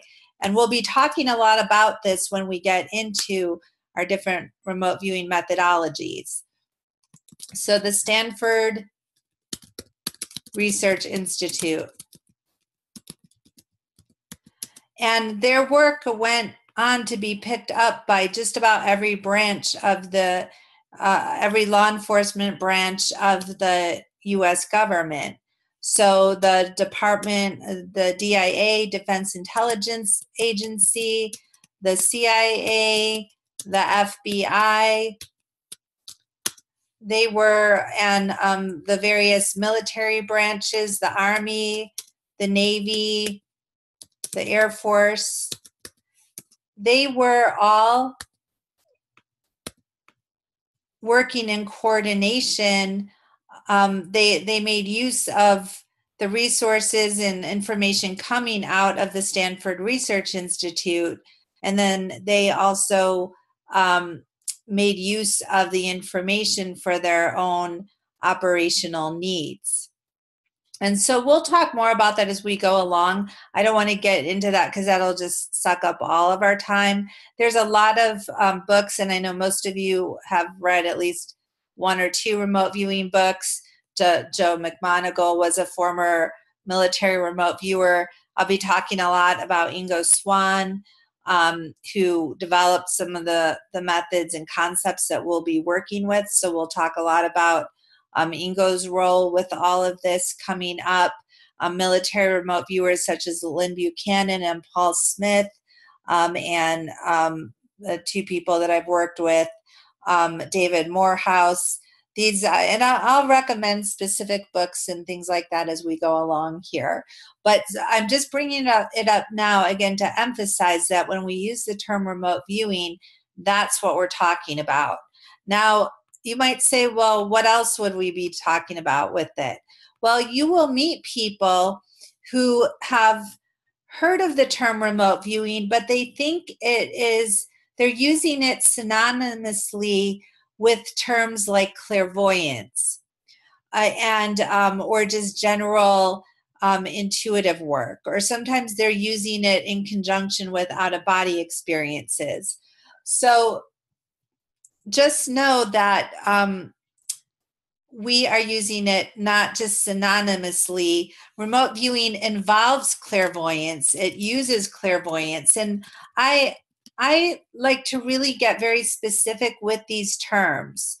So clairvoyance is voyance is seen and clear is clear. So seeing clearly.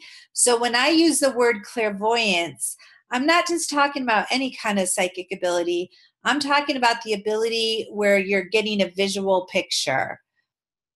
So and maybe even ability isn't such a good word because there's an emotional charge on it. So our perceptual, our one way we perceive is visually, and we can get information that our logic doesn't know about through our non-logical perceptual abilities. And clairvoyance is where you're getting information through your visual means. So you'll see some kind of picture, you'll see a color, a shape, where you can say, I saw this. Even if it's just, clairvoyance often just comes in such a quick flash, you're even barely aware that you saw it. Sometimes it stays longer, but a lot of times it comes in so quickly, you're barely sure you saw it. But if you could describe a picture or a color, I saw something red and round, then that is your clairvoyance.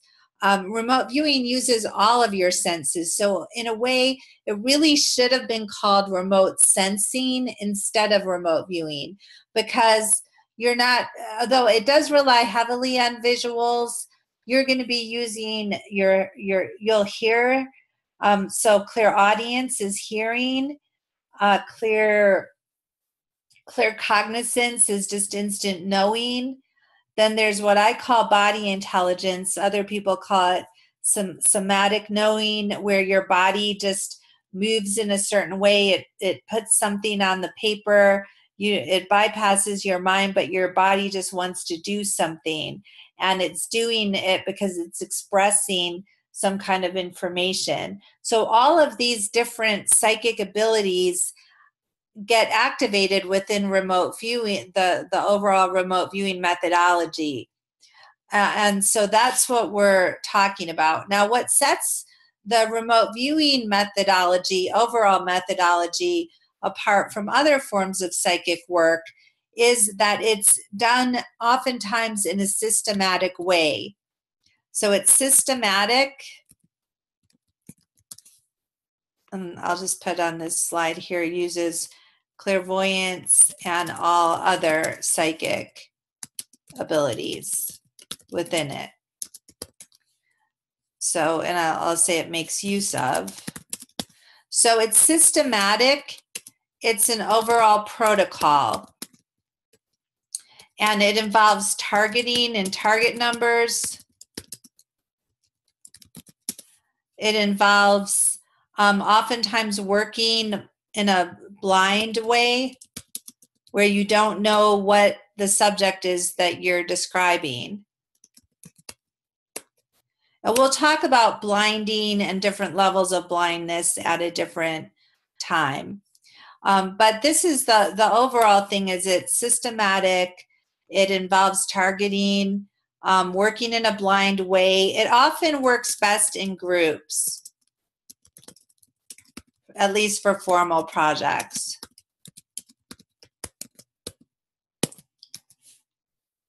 And so again, it's not just clairvoyance, it's the overall protocol that we'll be making use of. Does anyone have any questions about the way I'm using this term?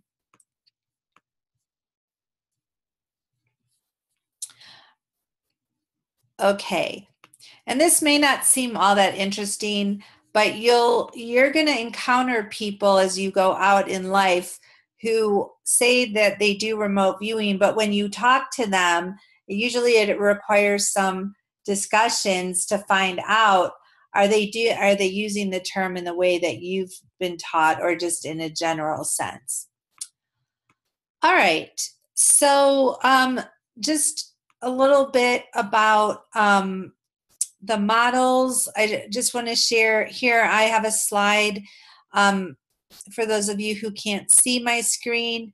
And this is something that I very much subscribe to from my own personal experience. There's two models. There's one model I would call the outdated model, which most people still subscribe to because they don't know any better. And I please understand, when I say something like that, I'm not saying it lightly. So I'm not saying that this is just a personal opinion.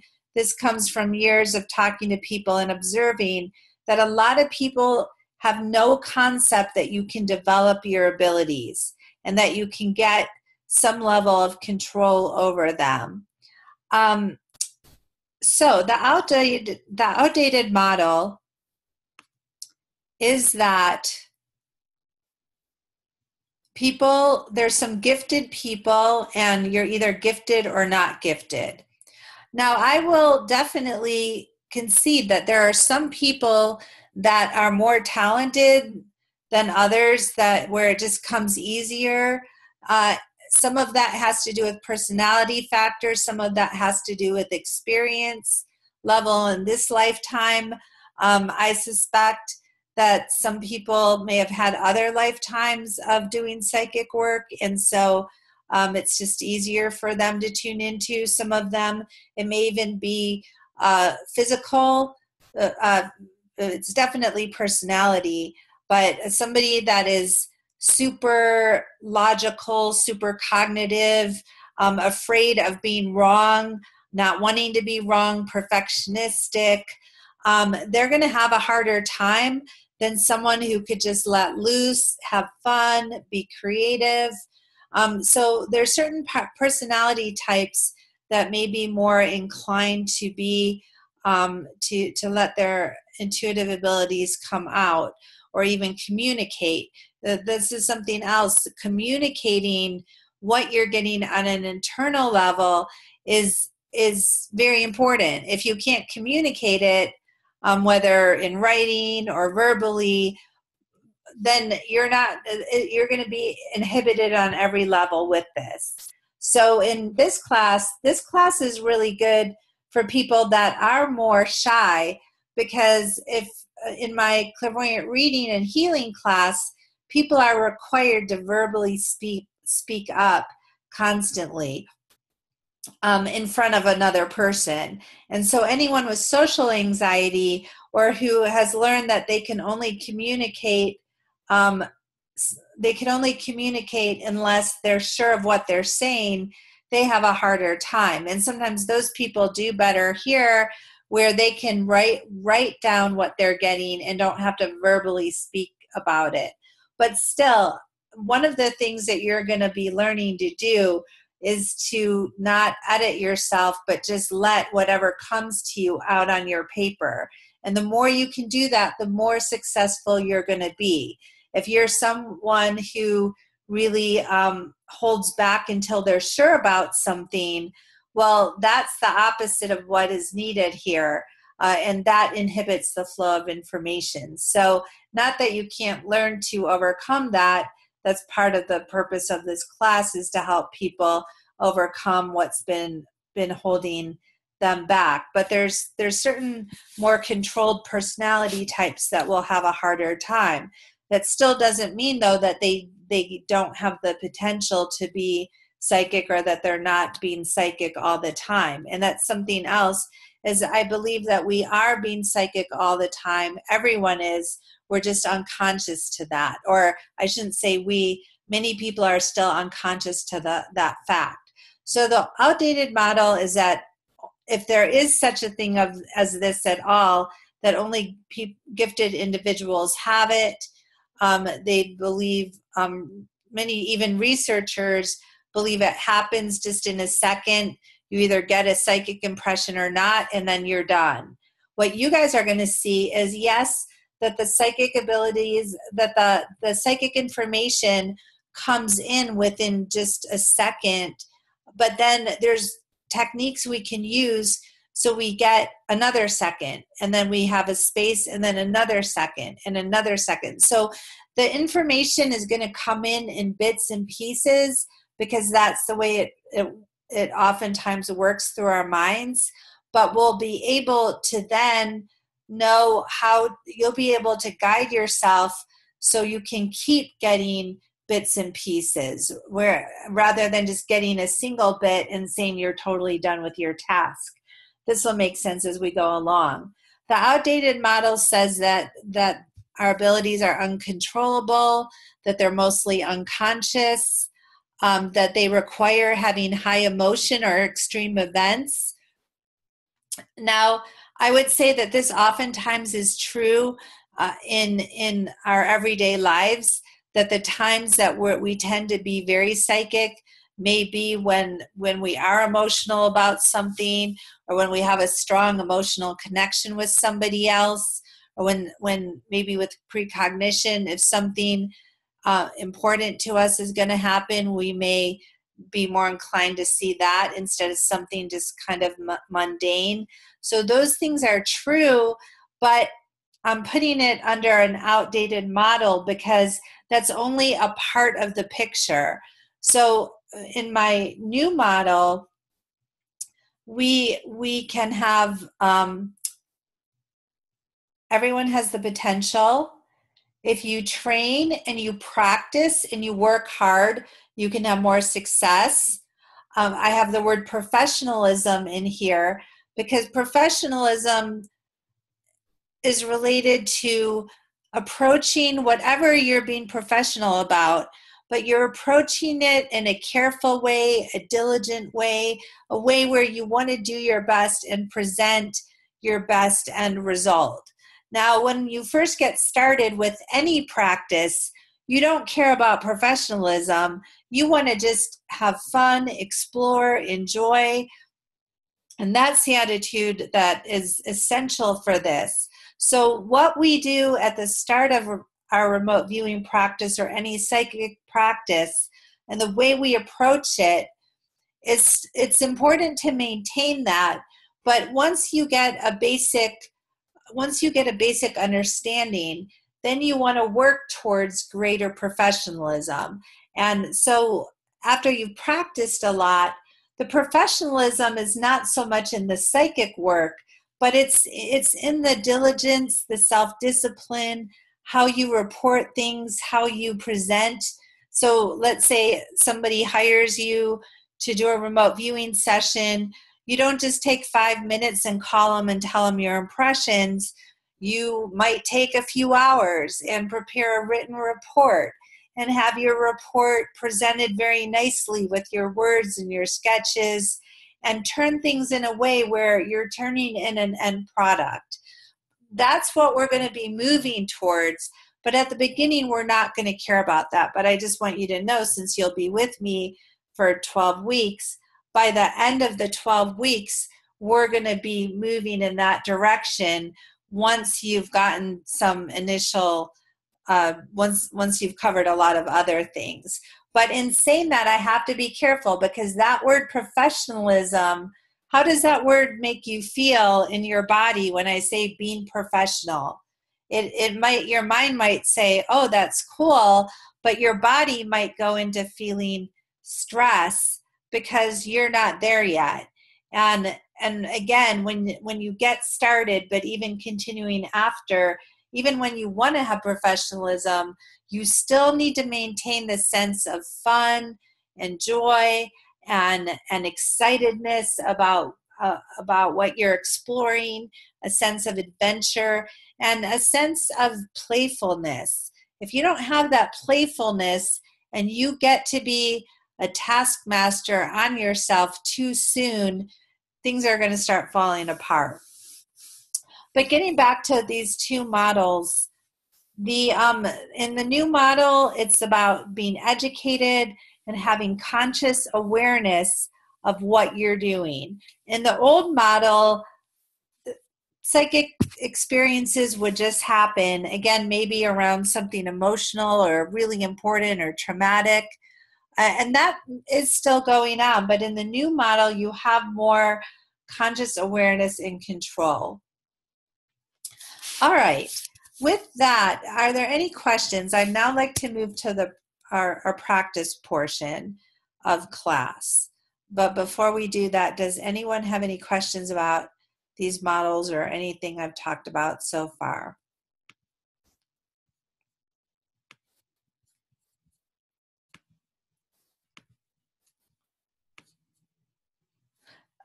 Okay, then. What I'm going to do right now is clear my screen. Actually, I'm going to share a different screen if I can find it.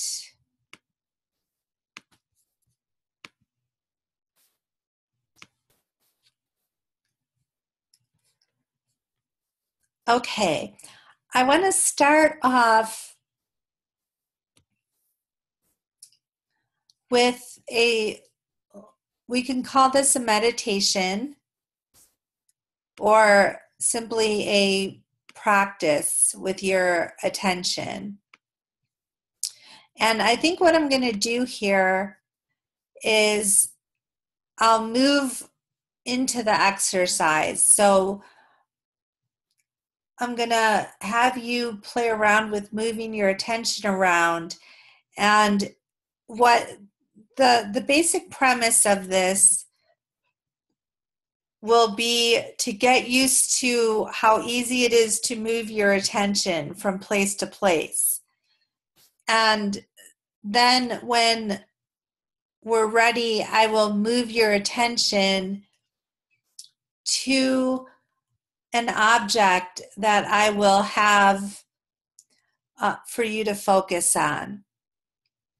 And so we're going to play with our remote viewing practice today is going to center on what I'll call real objects. And a real object is something that exists in physical space, meaning it exists. It's not just a photo. It's not just a sketch. And it is something that really exists. And so I will take an object, something that I have in my presence, and I will lead you through the act of exploring it and observing it and describing it. Those words you're going to hear me say a lot: explore, observe, describe. And this is different than the words knowing or guessing or figuring out. It's going to be really important that you do not approach the targets, and I'll just say a target. I'll write this down here. Oh, no, you can't see this. I think, hang on one second here.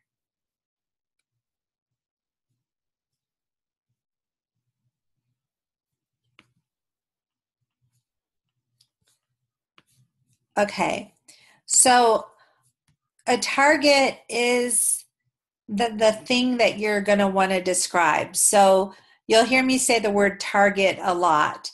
The target is the task of the target is the end thing of what's being described.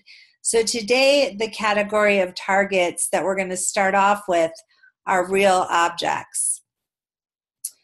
And so when you are going to be describing a real object or anything, you want to get rid of the idea that you need to know what it is or that your job is to know what it is. And I say that because even though ultimately you'd like to do a great job describing it, is if you try to name it or if you try to figure it out when you should be observing it, then that act of trying to figure out what it is going to screw you up. You'll get off track. And you'll see how this works because even in saying don't try to figure it out, don't try to name it or guess what it is, in saying that, sometimes that's what's going to happen. And when it does happen, you'll see that things don't go very well most of the time. And this happens to everybody because it's just part of our nature to want to know what we're dealing with. And then you will get off track, and we'll talk about that and use that as a learning experience when that happens. But if you can get in the mindset that your job is to, and hang on here, I'm just trying to write on my whiteboard.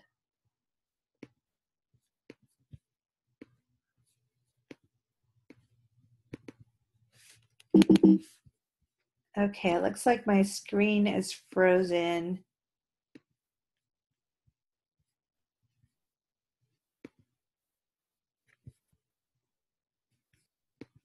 I'm going to try this one more time. Okay, so your task overall today will be to observe,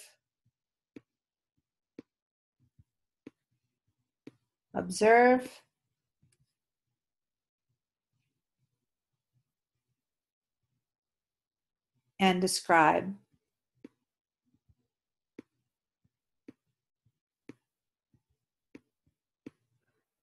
And we could put in the word explore.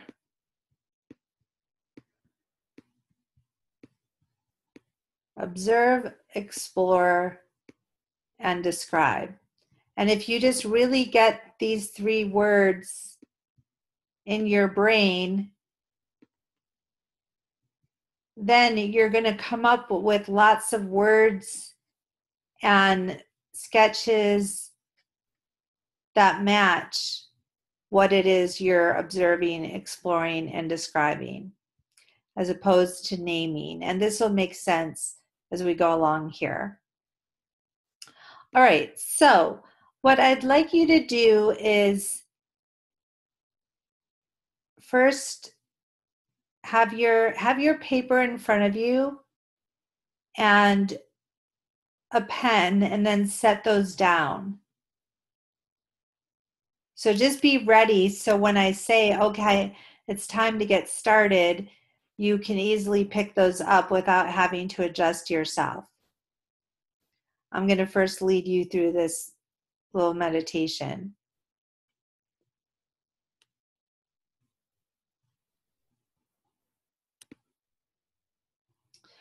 And I also want to emphasize the importance of not, let me see how I'm going to put it. The importance of not getting started on the target until it's time to get started. So this is where taking a disciplined approach comes in. So even though you know, your logical mind knows, because I said it, that you're going to have a remote viewing target coming up here real soon, even though I've said this, you are not allowed to get started on the target, tuning into it. You're not allowed to do that ahead of time. It's important to establish discipline. Now, that being said, that doesn't mean that on a subconscious level, deeper parts of you won't already be tuning in. They will, and they're welcome to. But your mind is, and your body is not allowed to get started until it's time to get started. So you can let your subconscious do whatever it's going to do with making contact. But your mind is going to say, I'm going to stay present and not go into the target until it's time to do that. And there's many reasons for that. We can talk about them on a different day, the value of that. But discipline is going to be important with getting started and when you stop, and in many other ways. So yeah, we're getting control over this process. All right, I'm just going to mute everybody. And now I'd like you to close your eyes. And what we're going to do here is completely related to attention and intention. So you've probably heard this before, but intention is when there's something that you set an intention, you decide you're going to act in a certain way, and then you act in that way. You are intending for something to happen. I'm not defining this very good right now because I'm kind of moving into a deeper state here, but attention is where you put your focus. So where are you going to put your focus? Where you put your focus is everything in remote viewing. So you are going to start to practice putting your focus intentionally on different things. And then knowing that you can move your focus so easily. There's an endless amount of times where you can move your focus. So your focus can go anywhere. And your focus, you can think of it as your mind, where your mind is going, or you could call it your attention or your focus. But that can move around so easily. So put your focus right now on the tip of your nose. When you put your attention on the tip of your nose, how does it feel?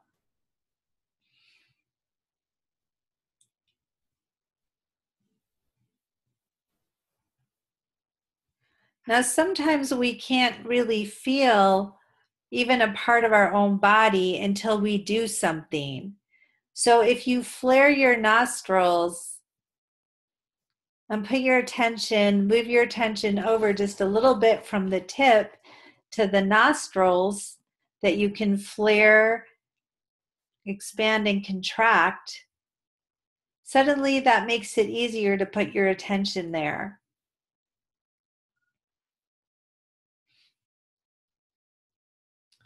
Now put your attention on your right eye.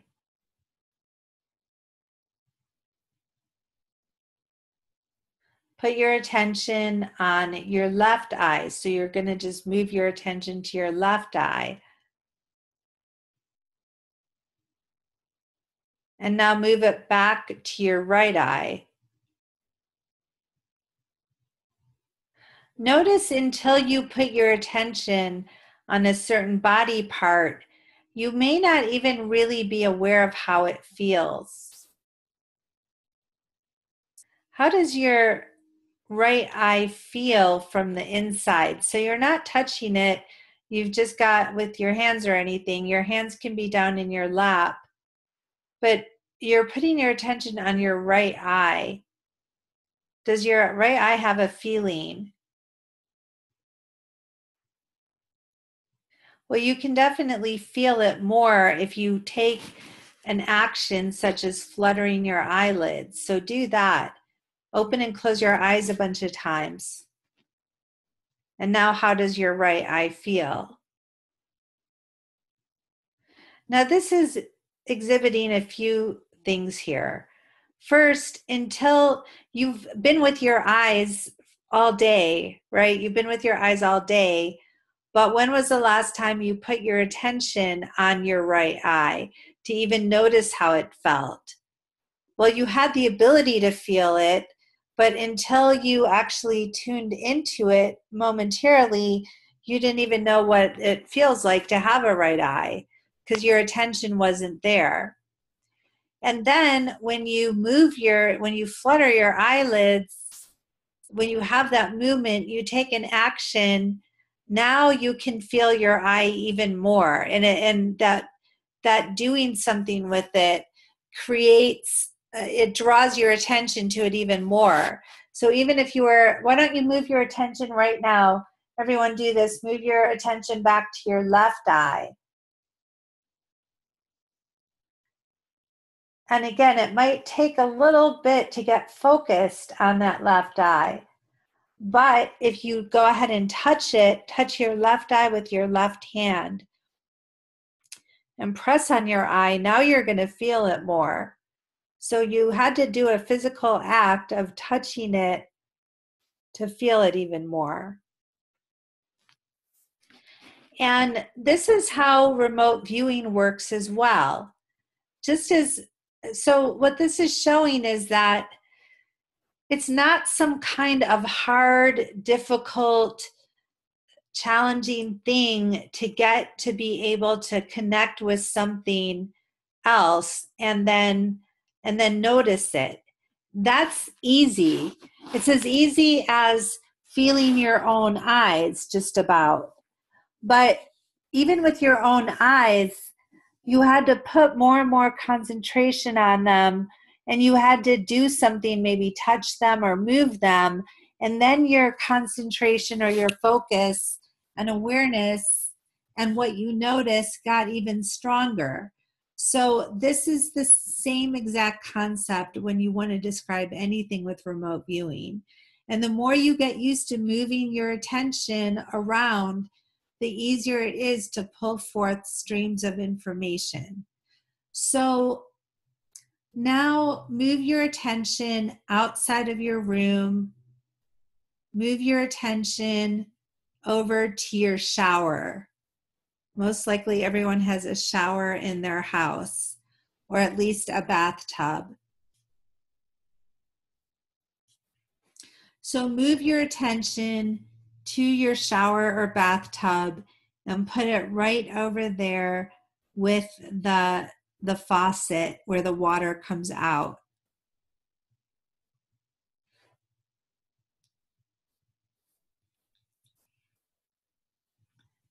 And now move your attention up to the lights. There's probably a light in your bathroom, so move your attention to the light in your bathroom.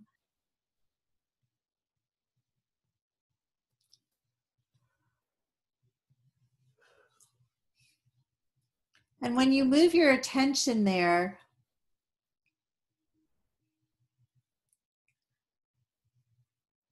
just notice, do you see pictures of what the light looks like?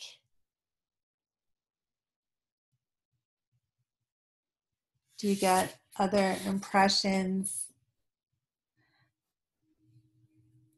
Now move your attention and have it right outside your front door, wherever your own front door is. Move your attention to the front door.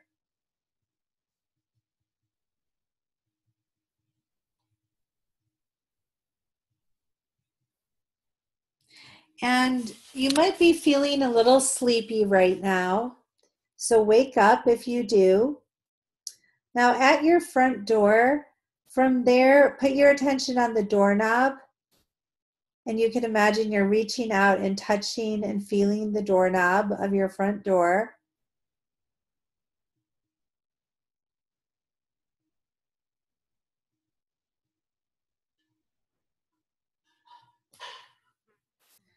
And now bring your attention to your bed that you slept in last night. And imagine that you're going to go lay down in your bed. And put your attention on your pillow and how your pillow would feel. And notice in all of this, it really doesn't matter where I bring you, but just let yourself imagine you're laying on your bed with your head on your pillow.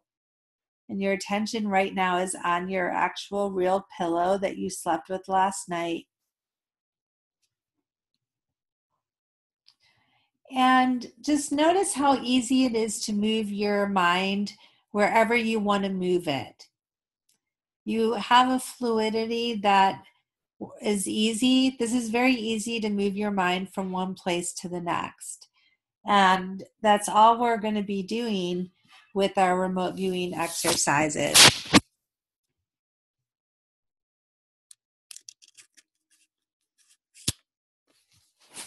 And now I want you to just take a minute and I want you to go from room to room in your own house and just check out each room.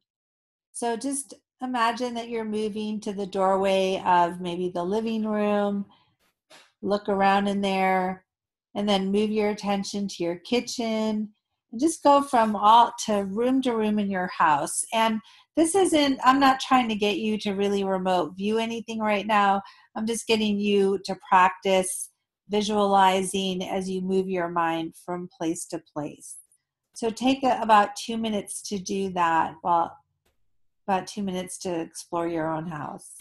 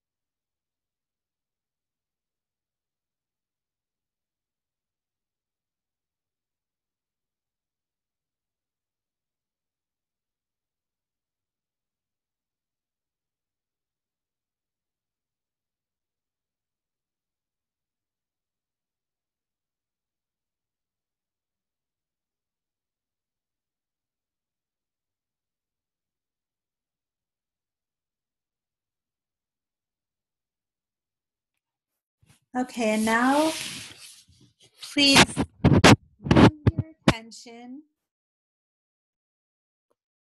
over. You're going to move your attention over to my house.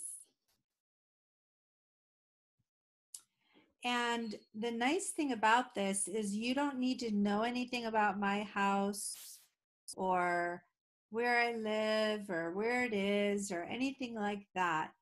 Your attention can as easily go over to my house as it can to any of the rooms in your house, even though you haven't been here. And move your attention over to my house. And then in my house, I have chosen an object, and I'm going to call this object number 1. And you're going to move your attention. And the nice thing about this is that your subconscious knows exactly where object number 1 is. And you're going to move yourself to be right next to object number 1. And object number 1 is what you're going to just explore, observe, and describe. So you're going to move your attention to object number 1 that is in my house. And what I suggest is that you tell yourself your attention, you see your attention, however you want to visualize your attention moving to it. And then you're just going to relax and wait for an impression. And I'm going to give you a couple suggestions of some different approaches. But to start off, I would say be within a foot or so or meter or so of this object and just say that you're going to face it, and then you're going to let any impressions come to you as you just wait. And then any impressions that come, I want you to put them down on paper, use words to describe them, and also sketch. So it doesn't matter if you're a good drawer or not. We don't care. We just, any shapes you get, put the shapes on the paper. So you brought your attention to object number 1. Everyone's attention is now with object number 1. And now you're just going to wait for, sometimes think of it like you're just waiting for any impression.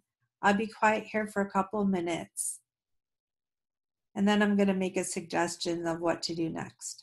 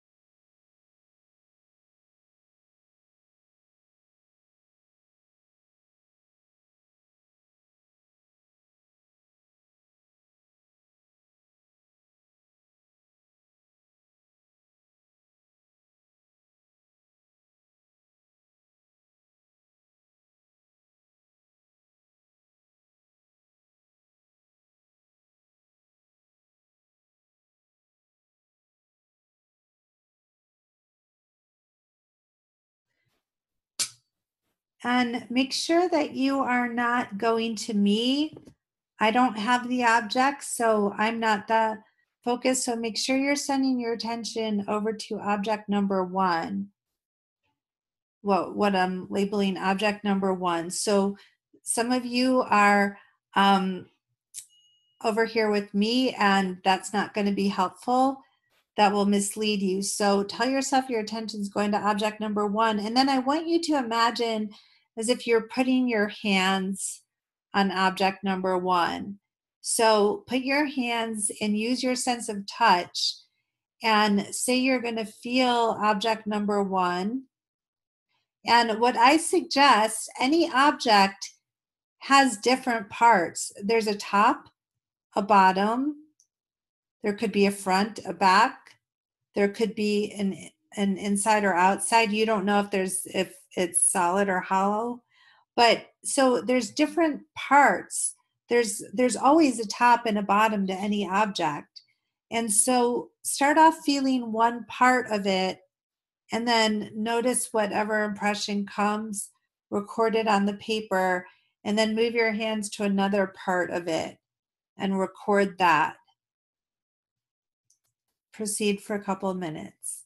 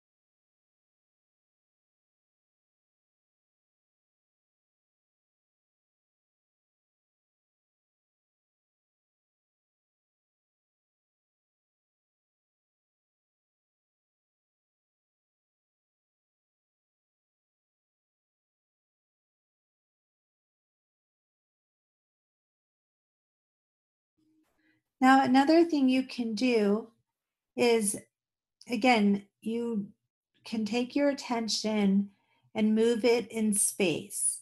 So move above the object. Why don't you move up above, maybe 5 feet, which would be about 2 meters or so, up above, and look down. And then record any impressions on your paper.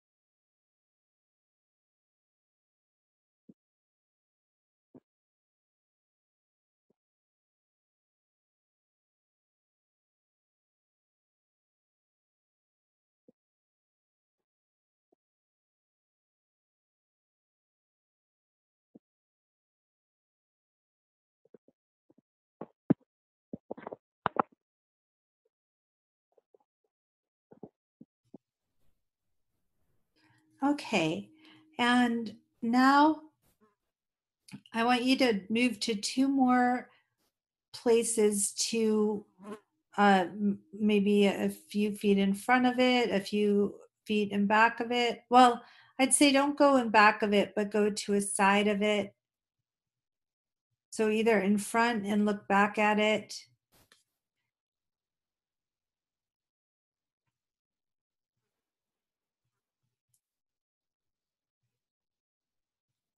So just go to 2 more angles.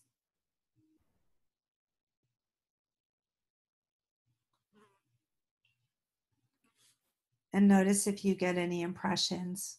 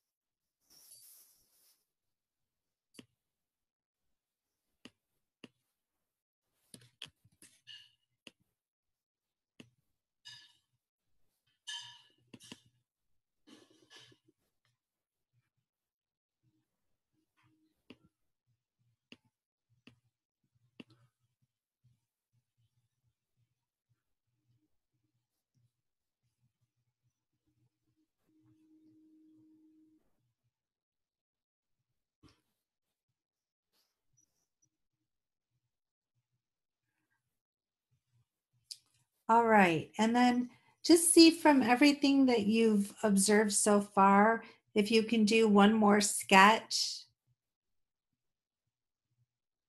Just if you were forced to sketch something, just I want everybody to produce a sketch. And that just means even if it's basic shape. So just let yourself sketch anything. Don't care what it looks like.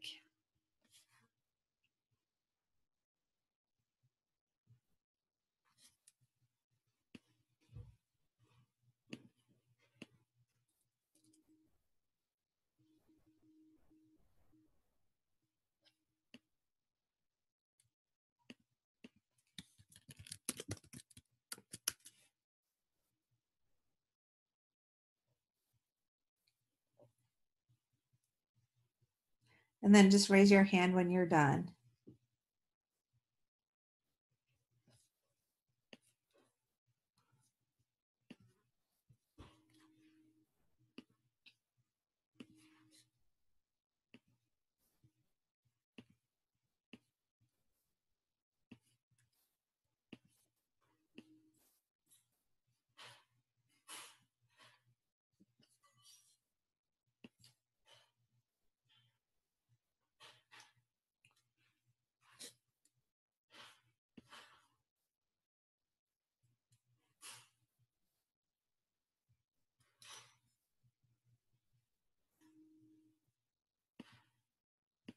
Hello?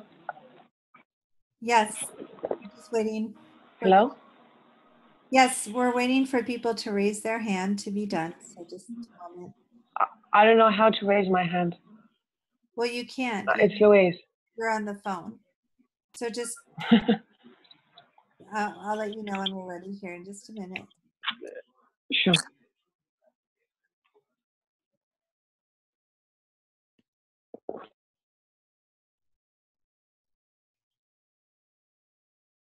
Okay. All right. So now on your paper, I want you all to write session end. So at the bottom of your paper, write session end.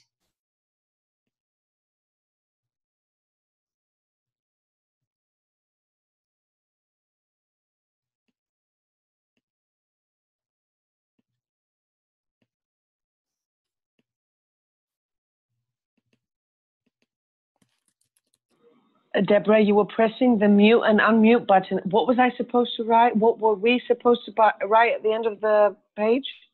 Session end. Okay. Or you could just write the word end, E-N-D, and then write the time, whatever time it is for you right now.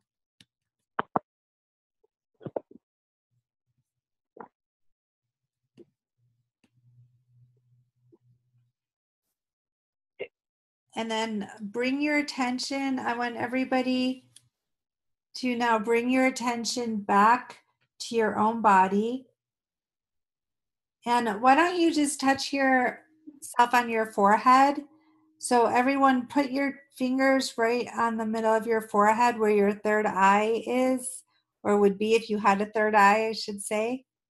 So you have your two physical eyes, and then we'll call the point above the two physical eyes in the middle, the third eye point. And touch yourself here with your two fingers. And then bring your attention back inside behind your fingers. So think of it like you're moving. We're going to call this the center of the head space or the third eye space. But you're in between your two ears, back in your head, and then your fingers are on your forehead. So if you were looking out of your forehead, you'd see your fingertips. And bring your attention here and give your forehead a massage with your fingertips. And let your attention come back to yourself here and notice how it feels to massage your forehead. And then come into your heart center and bring your hand over your heart. So take your physical hand, put it over your heart, and then be right in there behind your hand. And take a deep breath and notice how it feels to breathe in your body. And call all your energy, which think of it, if you're an energy being, your energy can go where your attention is. So we're having you call your energy back to your body right now. And this is always going to be important when you get done with a remote viewing session, which we just did. So what we just did was a session. The target was an object, and you did your session. You wrote and sketched and produced what we'll call a transcript. And now you're done with your session. You're coming back to your body. So we're doing a separation process right now. And then as you separate, sometimes it's really hard to get yourself. The process isn't hard. It's the discipline, because a part of you is saying, oh, I want to know what the target was. And I haven't told you yet. I haven't shown it to you yet. So you're being required to be disciplined and call your energy, your attention back to your body. Okay, so now what I'm going to do is change my screen, and I'm going to show you your feedback photo. So keep in mind that if you have a feedback photo, that is a slim representation of the actual object. So the goal was not to describe the photo, it was to describe an actual object. That's why there was a place for you to go, something to reach out and touch and to move around. However, since ideally it would be great if I could actually scoop up all of you and bring you over here It'd be so great to see you in person, but also to have you be able to see for yourself the object. But because you're not here, the next best thing is showing you a photo. But the photo, it was not the end goal. And the photo the photo can't show you how it felt or things like that. So you'll have to use your imagination on what you can see here. Okay, so I'm going to show you now the photo. Hang on just a moment. And I want to say that this distinction between that you're tuning into a real object as opposed to the photo, this is going to get more important as we go through the semester. We'll talk about this a lot, but having an understanding of the difference between the two is going to be important. Okay, so let me just pull this up so you can see it. And we're almost done here for the day. So I'll just keep you just for a few more minutes and then let you go. So I'm sharing my screen. And, oh, here we go. So object number 1 object number 1 is a lamp. And it's a lamp, it's plugged in, so it's emitting light. It's only about 2 feet tall. It has a lamp shade, and the shade is somewhat soft. It's firm, but there's material, so it's more pliable. The base of object 1 is, I think it's marble. So it's shiny, it's square at the base, it's hard, it's kind of grayish color. Now, one of the things that happens with remote viewing is in a way, it's the same thing that happens with people that are doing art or embark on a course of art, is you start to notice things about objects that you didn't notice before. So you'll notice here, or maybe you noticed, but you just didn't give it much thought. So this lamp has a square base that's hard. The top is different from the bottom. The middle is different from the bottom. This has many different parts. So there's metal on this. There's glass. That central part in the middle, it's a decorative part that has circles in white, and it's semi-transparent, and that's very much glass. So if you got a sense of glass, if you got a sense of metal, if you got something that was stone-like for the base, something light, something shiny, any of those words would have matched. So I'd like to just hear if anybody, or hear, I'm just going to call on you quickly, and just, we're already over time, and I promise next week we'll start with our remote viewing, so you'll have a lot more time, and we'll have more sharing time. Natalie, would you like to share any matches that you had? Sure. I got that it was solid, rough. Got the yellow, the size I put small or medium.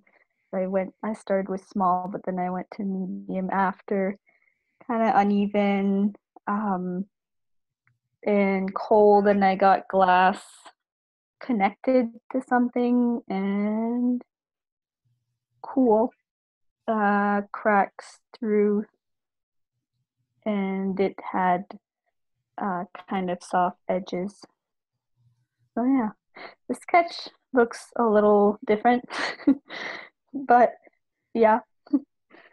Okay, and as we go along, everybody, I won't have you do this week, but I'll be having you post your sessions on our group page, or post your transcripts of your sessions on our group page so I can see what you did, and so we can share these. So we'll be able to, I won't just have to have you describe it, but we'll be able to see it. Thank you, Natalie. And then I'll just call on each one of you and see if you want to share. And I'm calling on the more experienced people first. So Darcy, how about you? Do you have any words? Or Sure. Yeah. Yeah, I kept hearing circles. I got brown, yellow. I got wall. I got that there was metal, that there was a design of some sort. I did get that there was flat, that it was hard in some places to touch. And then I got that there was a handle, which that was an AOL, obviously, and that there was a print on a wall. So that was what I got, but I put that under an AOL as well. Okay, so and we'll explain next week what AOL stands for as far as analytic overlay, but basically just the idea that it's your mind comes up with something and there's a reason it's coming up with it, but it might not be exactly it or right. We'll talk more about that next week. But this is good because you had a sense that it was near a wall and you had the color and some of the other features. Now, one of the things, this is just for everybody to know, is as we go along, when you're getting more and more organized in a session, which by the end, we're just getting started and there's no need to be organized. But once we get further along in the class, and especially for those of you that are retaking it, we'll have you be organized on your paper. So if you explored the base, whatever you got around the base, you'll want to have that on your paper so you can, when you're all done, you can say, okay, the base was square, hard, shiny, white. The top was orange or orangey yellow with more light. So that's what we'll be moving towards. But right now, this is great to just get any impressions. Okay, so now, Kristen, would you like to share any impressions you had? Sure. I got feels cold, square, or rectangular and hard. Black electrical cord. I did see lights. I actually, the way that the light looks in the lampshade, like the kind of like stringiness of it, I was like seeing that. I just didn't know how to draw it or describe it. But I was convinced it was a toaster. Oh, so yeah, so no problem. That's fantastic. You got an electrical cord that's there. You got light that's there. You got the other materials. So toaster is what we would call analytic overlay. So your mind took the features of it and put them together and said toaster, because those are similar things that a toaster has as well. So, and this is something that all remote viewers will have to learn how to work with. And you never totally get over doing that, but you learn to not do that as much. Initially, when you first get started, there's going to be way more of that. Part of the training is learning how to not turn those descriptors, which we could call lower level descriptors, but the piece is not to turn it into something else. But that's the fact that you got the light, the cord, the other descriptions tells us that you had a great sight contact, great contact with the target. So but the other thing, I wasn't able to get into your house at all. I just saw a bunch of people. Does that matter? That doesn't matter at all. And I really didn't need to tell you it was my house. I was directing your attention a little bit because you had already been at your house. So I just said, hey, come over here. But the point was not to be describing the rest of my house. It was just to send you in this direction. Okay. So no worries. And if you had started to look at my whole house, that would have probably distracted you from this object. So, so good job there. And then Lila, how about you?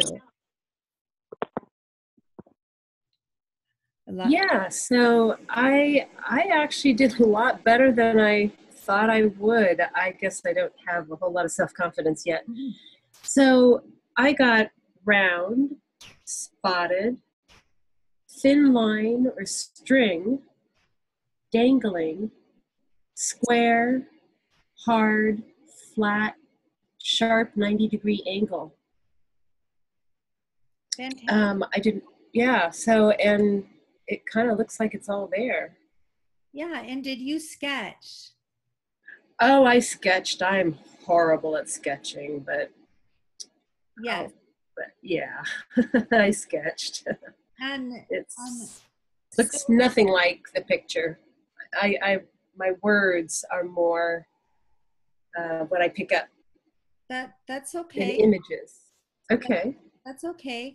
But definitely we want you, because you described a right angle, I think you just said. So I was having a sense you probably, even in that one, if you look at your sketch probably goes in the shape of maybe the lampshade or of, do you see any part of the shape that you sketched that goes along? Yeah, about the lampshade. Yeah, I got that. So, but I didn't get anything else. Well, this is the thing that for everybody. So the words are great, and we want you to keep having words. We also definitely want the sketches, because we'll be able to work with the sketches as a technique where we'll be probing sketches. So even if you get one aspect, that's important, because you'll be able, by the end of class, the goal is to be able, what you'll do is you'll have pieces, and the pieces will morph into more and more of a overall fuller description visually. So we'll work with that, but that's a great start. I could tell that just from your description that you would have had along with your words, at least even if you only sketch one tiny little portion to start off, your sketches will develop. And so, well, I don't want anyone to care about not being a good drawer or artist or anything like that. My sketches oftentimes look ridiculous to me, and they're so simple and silly, and that's totally fine. So we have to get over being bashful about that. But great job that you had a lot of good words there. And then let's hear from Louise. Okay, I went lousy. It wasn't anything special. I got confused. I wasn't sure if it was my imagination at first. Then I tried to direct my attention away, then do what you said, say that you're 1 meter away from the object. So what came to my mind was a file. It was a file. It looked like an old, used, brownish, sand color file that tied with a string, round, something that looked like a hard button or a piece of plastic or wood. But mostly I got an image of a room. So if you want me to describe it, I can. Sure, go ahead. Do you want me to? Sure.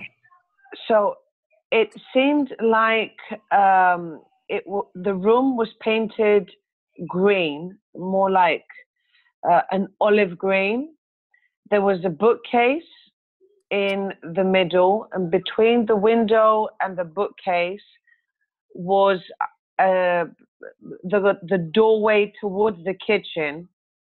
Next to the bookcase, I saw a lamp and an armchair, but the lamp was, well, it wasn't 2 feet. It was a bit longer. It was like a ground lamp, one that stands next to the armchair. And then I saw a busy bookcase, a bookcase that wants to look tidy, but it's not quite there, with lots of little souvenirs. I saw a picture frame. I saw, and the image I drew was a cylinder, and it came more towards looking like a mug. So that's what I got. So the lamp was blended in the whole room. I don't know. Okay. Dreadful. So the lamp is within the whole room. And so, and I just sent you, I just emailed you a copy of the picture. So your initial description, the lamp is actually sitting on a brown file cabinet, with drawers, and it's older wood. So your description was perfect of what the lamp is sitting on. And if you, especially when you were describing the base of it, this is the thing. If an object does not exist by itself if it's real. As much as our minds want to, connect or disconnect and think of things by themselves, things are always on top of things, next to things. So you did a great job describing what the lamp is sitting on. And it also seems as if you saw a lamp from your description of the room. You saw a lamp and some other things. Now it's interesting, the room is no longer green. The room is tan and white with the walls, but the room used to be painted green. And so I thought that was very interesting that all the walls in here were green, and you said a sense of green, but they no longer are. So I think that you might have been getting a combination, maybe a combination of some imagination, some of what's really there, some of what used to be there. But definitely you did a fantastic job there describing the filing cabinet under the lamp and into the lamp as well. Deborah, let me be very clear. I did not see the lamp in the shape and with all the materials that you just sent me. I just saw it. It was a very plain modern lamp. Mm-hmm. And I did not see anything sitting on a file cabinet. All I saw was a file in a brown color, sandy brown color. Okay. So you saw a file, right? So you're saying like a file. I saw a file. Like a file. Yeah. Okay. So yes. So what was happening there was that would be more like a symbol or what's in the file cabinet. I don't think it's just a coincidence that you saw a file and it's sitting on a file cabinet. Your mind was trying to give you ideas of what was there. So you were tuning in psychically, but not seeing it as it was literally. So that's, like I said, I was very confused between if it was my imagination or if it was just, I'll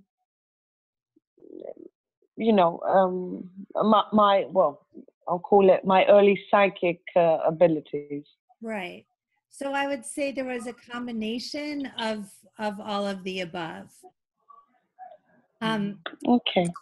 And that's what, in this class with practice, we'll be working that out. That it's not that you're going to ever completely get rid of the imagination part, but part of it is you're using your imagination to get you somewhere or get you to the target, and then you're wanting to hone in on what's actually there. But for everybody, when we look at something, this is very much related to visual perception. When we use our physical eyes and it registers an impression on us, even when we see something with our physical eyes, we're never seeing it exactly as it is, because things don't even have color our eyes register color from the wavelengths coming out. So even in remote viewing, it is possible to get pretty close to what it looks like with eyes open, but there's oftentimes going to be some kind of slight difference. But we'll continue with this practice and you'll see how this unfolds. So did we hear from everybody here? Okay, so let me just real quick, I'm going to give you your homework assignment. I want to show you a couple of things here really quick. This is going to be important. So I'm sharing my screen here. I'm going to Seventh Sight is my social network that I created. We have lots of members on here, but then I use the groups for class. So I'm going to groups. We're going to make use of our group page a lot. So I'm going to groups and I'm clicking on our group remote viewing class, August 2018. And then in here, I will be posting the homework and I will be posting feedback photos. And so here, I'll do this when we're done, but I'll post our feedback photo so you guys all have a copy of it. And then I'll also post the homework. The homework, and I'll write this up so you can go here to find it if you're not taking notes right now. But for the homework, I have practice targets on my website. So I'm just going to show you this real quick. For this week's homework, I want you to practice with 3 objects. So, and I'll write this out and it'll be there so you can find it. But under the remote viewing tab, it'll say RV target practice. So you go to my website, you go to RV target practice, and then we're going to work with the real object targets. So I'm clicking on that, and this is how you'll proceed. You'll start with object 1, and you will do basically what we just did here in class. Think of it as there's a real object. Unfortunately, this first one is called object number 1, 2, but it's a totally different object. What I suggest is you write real object number 1 on your paper, do your session, and then you can come back for the feedback. And then the next day, you can do object number 2, and then again, use a new piece of paper. Do not use the same paper or the same notebook. Don't use a notebook. You use loose paper. When you're ready, do object number 2. These are not all in my house, by the way. These are in different places. Doesn't matter where they are. Just know think of it like they existed at the time the photo was taken. So you're bringing yourself to the object at the time it was taken, and then you can explore it. And then you come back for your feedback. And then the next day you can do object 3. Try to do at least 3. If you want to do 1 a day till you get to 6 or 7, that's fine, but do at least 3 of these. And you can pretty much proceed how we did today. We'll play around with a few more of these next week, and I'll give you some different approaches. So any questions? I'm sorry, it's Darcy. Did you want us to post what we, do you want us to post what we did on your site, on this site that you're showing now? Sure, that would be great if you would like to do that. I don't want to stress people out if they're, okay. But I won't make it mandatory, but I would love for people to post their sessions, because that will be mandatory as we go along. Or, nothing is ever totally mandatory, like you're never going to get in trouble or fail or anything, but it'll become more important to be posting as we go along. So what you do is, for those of you that are new, you would take a picture of your page, and then you could email it to yourself, download it to your computer, and then post it here. And I'll go over more of that next week. But definitely feel free to post your transcripts on here. And I would love for, Darcy or Natalie or someone who's for sure to do that, so we have examples of how to do that. Okay. Kristen, did you have a question? Yeah, is there a certain amount of time that we should spend on each target, or does it not matter? Well, I would say for these, give yourself 10 minutes, because there are, as you can see here, there's different parts to explore. So give yourself about 10 minutes or so per each one.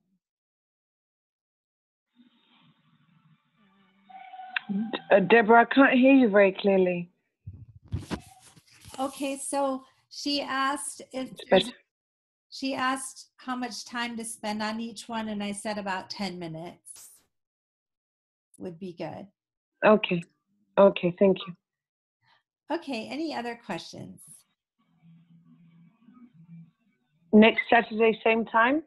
Yes, same time. Okay. Alrighty, so sorry to keep you guys so late. I'll really try to just stick to our 3 hours from moving forward. And yes, we'll proceed in the same way next week. So make sure you do your homework, at least 3, as many as 1 a day, but you don't have to do more than 3. But if you do 3, that's going to give us a lot to talk about at the start of class next week.